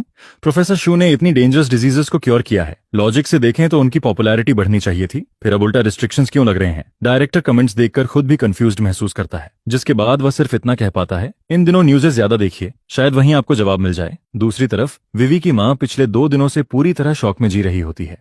वह कई बार सीधे अपने सन इन लॉ से पूछना चाहती है, लेकिन वह समझती है कि अगर शूजे को लाइव स्ट्रीम के बारे में पता चल गया तो शायद यह पूरा शो ही बंद हो जाएगा। जिस पर अचानक उसके मन में दूसरा आइडिया आता है। वह तुरंत फोन निकालकर शूजे की माँ को कॉल करती है। कॉल कनेक्ट होते ही दूसरी तरफ से आवाज आती है, अरे समधन जी, काफी दिनों बाद कॉल किया, सब ठीक है ना? जिस पर विवी की माँ थोड़ा काम होकर पूछती है, मैं आपसे एक बात पूछना चाहती हूँ, क्या आपको पता है कि कैंसर की स्पेशल मेडिसिन किसने बनाई? दूसरी तरफ शूजे की माँ हंस पड़ती है, अरे वह तो हमारे श्याओजे ने बनाई है। क्यों, क्या हुआ? यह सुनते ही विवी की माँ पूरी तरह स्पीचलेस हो जाती है। इतना कैजुअली बता दिया? इसके बाद वह फिर पूछती है, तो फिर वह एस डिजीज वाली क्योर भी वह भी श्याओजे ने ही बनाई है। इसके बाद श्याओजे की माँ अचानक पूछती है, क्या तुम भी हाफ एक्सप्लोरेशन शो देख रही हो? हाँ हाँ बिल्कुल। जिस पर जूजरे की माँ हंसते हुए कहती है, कहीं ऐसा तो नहीं कि तुम्हें अभी इस शो से पता चला कि मेरा बेटा कैंसर और एस डिजीज दोनों क्योर कर चुका है? नहीं, हमें तो कई साल पहले से पता है, बस हमने कॉन्फिडेंशियलिटी एग्रीमेंट साइन किया हुआ है, इसलिए किसी को बता नहीं सकते थे। यह सुनते ही विवी की माँ गहरी सांस लेती है। श्याओजे ने दुनिया की इतनी बड़ी प्रॉब्लम सॉल्व कर दी और आप लोगों को जरा भी शौक नहीं हुआ?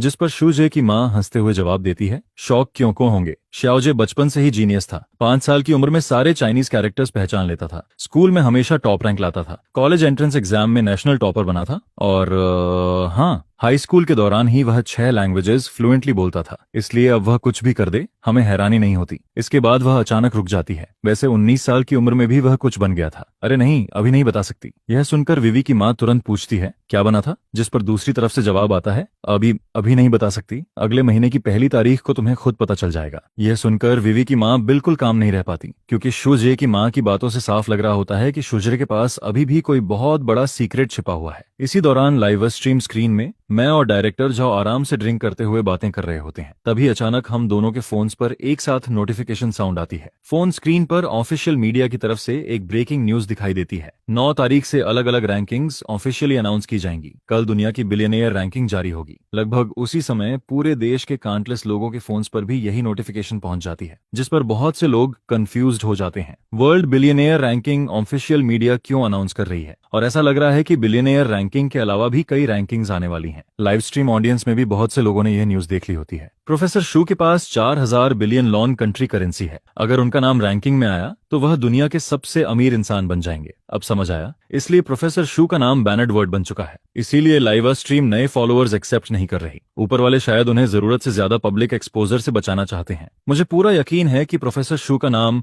बिलियनियर रैंकिंग में जरूर आएगा। हे भगवान, अगर सच में प्रोफेसर शू दुनिया के रिचेस्ट पर्सन निकले तो पूरी दुनिया दंग रह जाएगी। टेक्निकल रूम में बैठी हुई वीवी भी ये सोचकर बेहद एक्साइटेड हो जाती है। क्या सच में शूजे का नाम बिलियनियर रैंकिंग में आएगा? और अगर सच में वह दुनिया के रिचेस्ट पर्सन की पोजीशन पर दिखाई दिया, सिर्फ ये सोचकर ही उसका दिल एक्साइटमेंट से तेजी से धड़कने लगता है। धीरे धीरे समय दोपहर के 2 बजे से आगे निकल जाता है, जिस पर डायरेक्टर जाओ उठकर जाने लगता है और मुस्कुराते हुए कहता है, प्रोफेसर शू, शायद कल आपका नाम बिलियनेयर रैंकिंग में दिखाई दे। मैं सिर्फ हल्का सा मुस्कुरा देता हूँ, लेकिन कुछ नहीं कहता। डायरेक्टर झाओ के जाने के बाद मैं फोन उठाकर सीधे मिनिस्टर झांग को कॉल करता हूँ। कॉल कनेक्ट होते ही मैं बिना घुमाए सीधा पूछता हूँ, मिनिस्टर झांग, न्यूज में कहा जा रहा है कि कल दुनिया की बिलियनेयर रैंकिंग अनाउंस होगी। मैं थोड़ा शॉक्ड होकर पूछता हूँ, तो क्या मेरा नाम उस रैंकिंग में दिखाई नहीं देगा? जिस पर दूसरी तरफ मिनिस्टर झांग हंसते हुए कहते हैं, इस रैंकिंग का तुमसे बहुत बड़ा कनेक्शन है। ऊपर वाले चाहते हैं कि पूरी दुनिया लॉन कंट्री की ताकत को नोटिस करे। इसके बाद मिनिस्टर झांग अचानक सीरियस हो जाते हैं। पिछले कुछ सालों में हमारे देश की साइंस और टेक्नोलॉजी बहुत तेजी से ग्रो हुई है। कई फील्ड्स में हम डेवलप्ड कंट्रीज को कैचअप कर चुके हैं और कुछ जगहों पर तो वेस्टर्न सुपर पावर्स को भी पीछे छोड़ चुके हैं।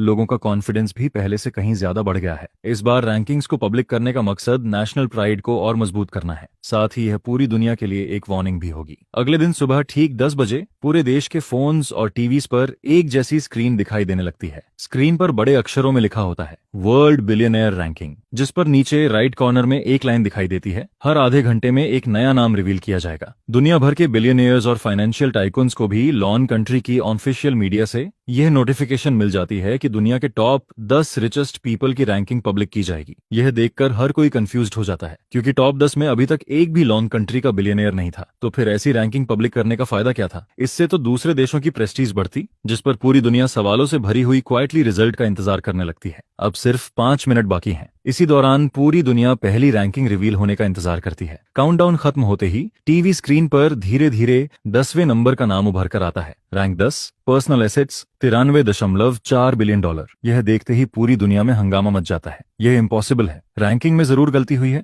एक्स बेजोस तो पहले 9वें नंबर पर होना चाहिए था। पिछली बिलियनियर रैंकिंग को सिर्फ कुछ महीने हुए हैं, इतनी जल्दी रैंकिंग कैसे बदल सकती है? इसी दौरान एक लग्जरी विला में बैठा स्लाई कंप्यूटर स्क्रीन को घूर रहा होता है। उसकी भौहें कसकर सिकुड़ जाती हैं। 3 महीने पहले तक वह 9वें नंबर पर था, लेकिन अब उसे सीधे 10वें नंबर पर धकेल दिया गया था। आखिर वह कौन है जिसने मुझे पीछे छोड़ दिया? जिस पर दुनिया भर के टॉप बिलियनियर्स और फाइनेंशियल ब्लॉगर्स भी पूरी तरह कंफ्यूज्ड हो जाते हैं। इसी दौरान लाइव स्ट्रीम रूम में फैंस लगभग पागल होने लगते हैं। मैं कमेंट्स में लिखना चाहता हूँ, लेकिन प्रोफेसर का नाम टाइप ही नहीं कर पा रहा। हमें पता है वह कौन है, लेकिन हम उसका नाम बोल ही नहीं सकते। बहुत फ्रस्ट्रेटिंग है। मैं अभी क्वान मई के लाइव स्ट्रीम रूम में जाकर सवाल पूछने वाला हूँ। ये बहुत इरिटेटिंग है। चलो सब लोग क्वान मई के लाइव स्ट्रीम रूम में चलते हैं और जवाब मांगते हैं। यह कहते ही काउंटलेस लोग तुरंत करंट लाइव स्ट्रीम छोड़कर क्वान मई के लाइव स्ट्रीम रूम में घुस जाते हैं। सिर्फ 30 सेकंड्स के अंदर करंट लाइव स्ट्रीम की व्यूअर्स काउंट 1.5 मिलियन से घटकर सीधे 1 मिलियन पर पहुंच जाती है। टेक्निकल रूम में डायरेक्टर यह देखकर पूरी तरह स्टन्ड रह जाता है। दूसरी तरफ क्वान मई के लाइव स्ट्रीम रूम में सिर्फ 30 सेकंड्स में 5 लाख से ज्यादा नए लोग फ्लड की तरह घुस जाते हैं और देखते ही देखते वहां लाइव व्यूअर्स की संख्या 5 मिलियन क्रॉस कर जाती है, जिस पर काउंटलेस लोग क्वान मई से सवाल पूछना शुरू कर देते हैं। ऐसी रैंकिंग पब्लिक करने का फायदा क्या है, जिससे हमारी साइड की प्रेस्टीज कम हो रही है? मैं डिमांड करता हूं कि यह रैंकिंग अनाउंस करना बंद किया जाए। इसी दौरान लाइव स्ट्रीम अचानक आइडेंटिकल कमेंट से स्पैम होने लगता है। ऑफिशियल मीडिया यह रैंकिंग इसलिए पब्लिक कर रही है क्योंकि दुनिया का सबसे अमीर इंसान लॉन कंट्री का है, और वह इंसान ऐसा है जिसकी आपने कभी कल्पना भी नहीं की होगी। ये पढ़कर रूम के बाकी लोग पूरी तरह स्टन्ड रह जाते हैं। क्या बकवास है? ये सच है या फेक? अगर रिचेस्ट पर्सन लॉन्ग कंट्री का है तो आखिर वह कौन है? जल्दी बताओ। लेकिन जिन्हें सच्चाई पता होती है वे चाहकर भी कुछ नहीं बता पाते, क्योंकि सभी इंपॉर्टेंट कीवर्ड्स पहले ही बैंड हो चुके होते हैं। जिस पर ऑफिशियल लाइव स्ट्रीम स्क्रीन में 9वें नंबर का नाम रिवील होता है। रैंक 9 टीजेपी, American citizen, personal assets $97.2 billion. धीरे धीरे समय गुजरता जाता है और रैंकिंग्स एक एक करके रिवील होती रहती हैं। जब तीसरे नंबर तक पहुंचा जाता है तब पूरी दुनिया की क्यूरियोसिटी और भी बढ़ जाती है। अब सिर्फ सेकंड रैंक रिवील होना बाकी होता है। दूसरे नंबर पर जरूर वही मिस्टीरियस पर्सन होगा। मैं जानना चाहता हूं कि आखिर वह कौन है, लेकिन एक आदमी भौहें सिकोड़कर कहता है, मुझे लग रहा है कि शायद सेकंड रैंक वाला इंसान वह मिस्टीरियस पर्सन नहीं है। हैरानी की बात यह होती है कि आसपास मौजूद लोग उसकी बात को रिजेक्ट नहीं करते, क्योंकि अब तक की सिचुएशन देखकर हर किसी को लगने लगता है कि कुछ भी पॉसिबल है। पूरी दुनिया सांस रोककर स्क्रीन को घूर रही होती है, जिस पर सेकंड रैंक धीरे धीरे रिवील होती है। Rank 2 BC, American citizen, chairman of pH Maxon, personal assets $191.4 billion, यानी लॉन कंट्री करेंसी में लगभग 12,173 बिलियन। यह देखते ही पूरी दुनिया हिल जाती है। टेक्निकल रूम में बैठी वे वीवी भी एक्साइटमेंट से कांपने लगती है, क्योंकि अब उसके हस्बैंड का नाम दुनिया के रिचेस्ट पर्सन के तौर पर रिवील होने वाला होता है। समय धीरे धीरे आगे बढ़ता है और फर्स्ट रैंक रिवील होने का काउंटडाउन शुरू हो जाता है। काउंटडाउन खत्म होते ही स्क्रीन पर धीरे धीरे एक लाइन उभरती है। रैंक 1 शूजे, लॉन country citizen, personal assets 39,000 billion लॉन country currency, total equivalent 613.1 billion US dollar. शूजे की बाकी डिटेल्ड इन्फॉर्मेशन अगली रैंकिंग्स में धीरे धीरे रिवील की जाएगी। यह देखकर मैं टीवी स्क्रीन घूरता रह जाता हूँ। क्या उन्होंने तो कहा था कि मेरी आइडेंटिटी अगले महीने की पहली तारीख को रिवील होगी, फिर अभी क्यों पब्लिक कर दी? यह सोचते ही मैं तुरंत फोन उठाकर मिनिस्टर झांग को कॉल करता हूँ। कॉल कनेक्ट होते ही मैं सीधा पूछता हूँ, मिनिस्टर झांग, आपने कहा था कि मेरी आइडेंटिटी बाद में रिवील होगी, फिर अब रैंकिंग में धीरे धीरे सब कुछ क्यों पब्लिक किया जा रहा है? जिस पर मिनिस्टर झांग जवाब देते हैं, क्योंकि तुमने कैंसर क्योर किया है, एस डिजीज को कंट्रोल किया, हार्ट और लंग डिजीजेस पर ब्रेक थ्रू किया, और अब हैंगओवर कैप्सूल भी बना ली। तुम्हारी बनाई हुई ये मेडिसिन आगे आने वाली रैंकिंग्स में एक एक करके पब्लिक होंगी। इसके बाद वह फिर कहते हैं, ऊपर वालों ने डिस्कशन के बाद यह भी डिसाइड किया है कि साउथ हेवन गेट प्रोजेक्ट और स्पेस स्टेशन की इंफॉर्मेशन भी साथ में पब्लिक की जाएगी, लेकिन फिलहाल ये रिवील नहीं किया जाएगा कि उन फ्यूचरिस्टिक वेपन्स को तुमने रिसर्च किया है। अभी सिर्फ अचीवमेंट्स पब्लिक होंगी, तुम्हारी बाकी इन्फॉर्मेशन को हाईएस्ट लेवल सीक्रेसी में रखा जाएगा।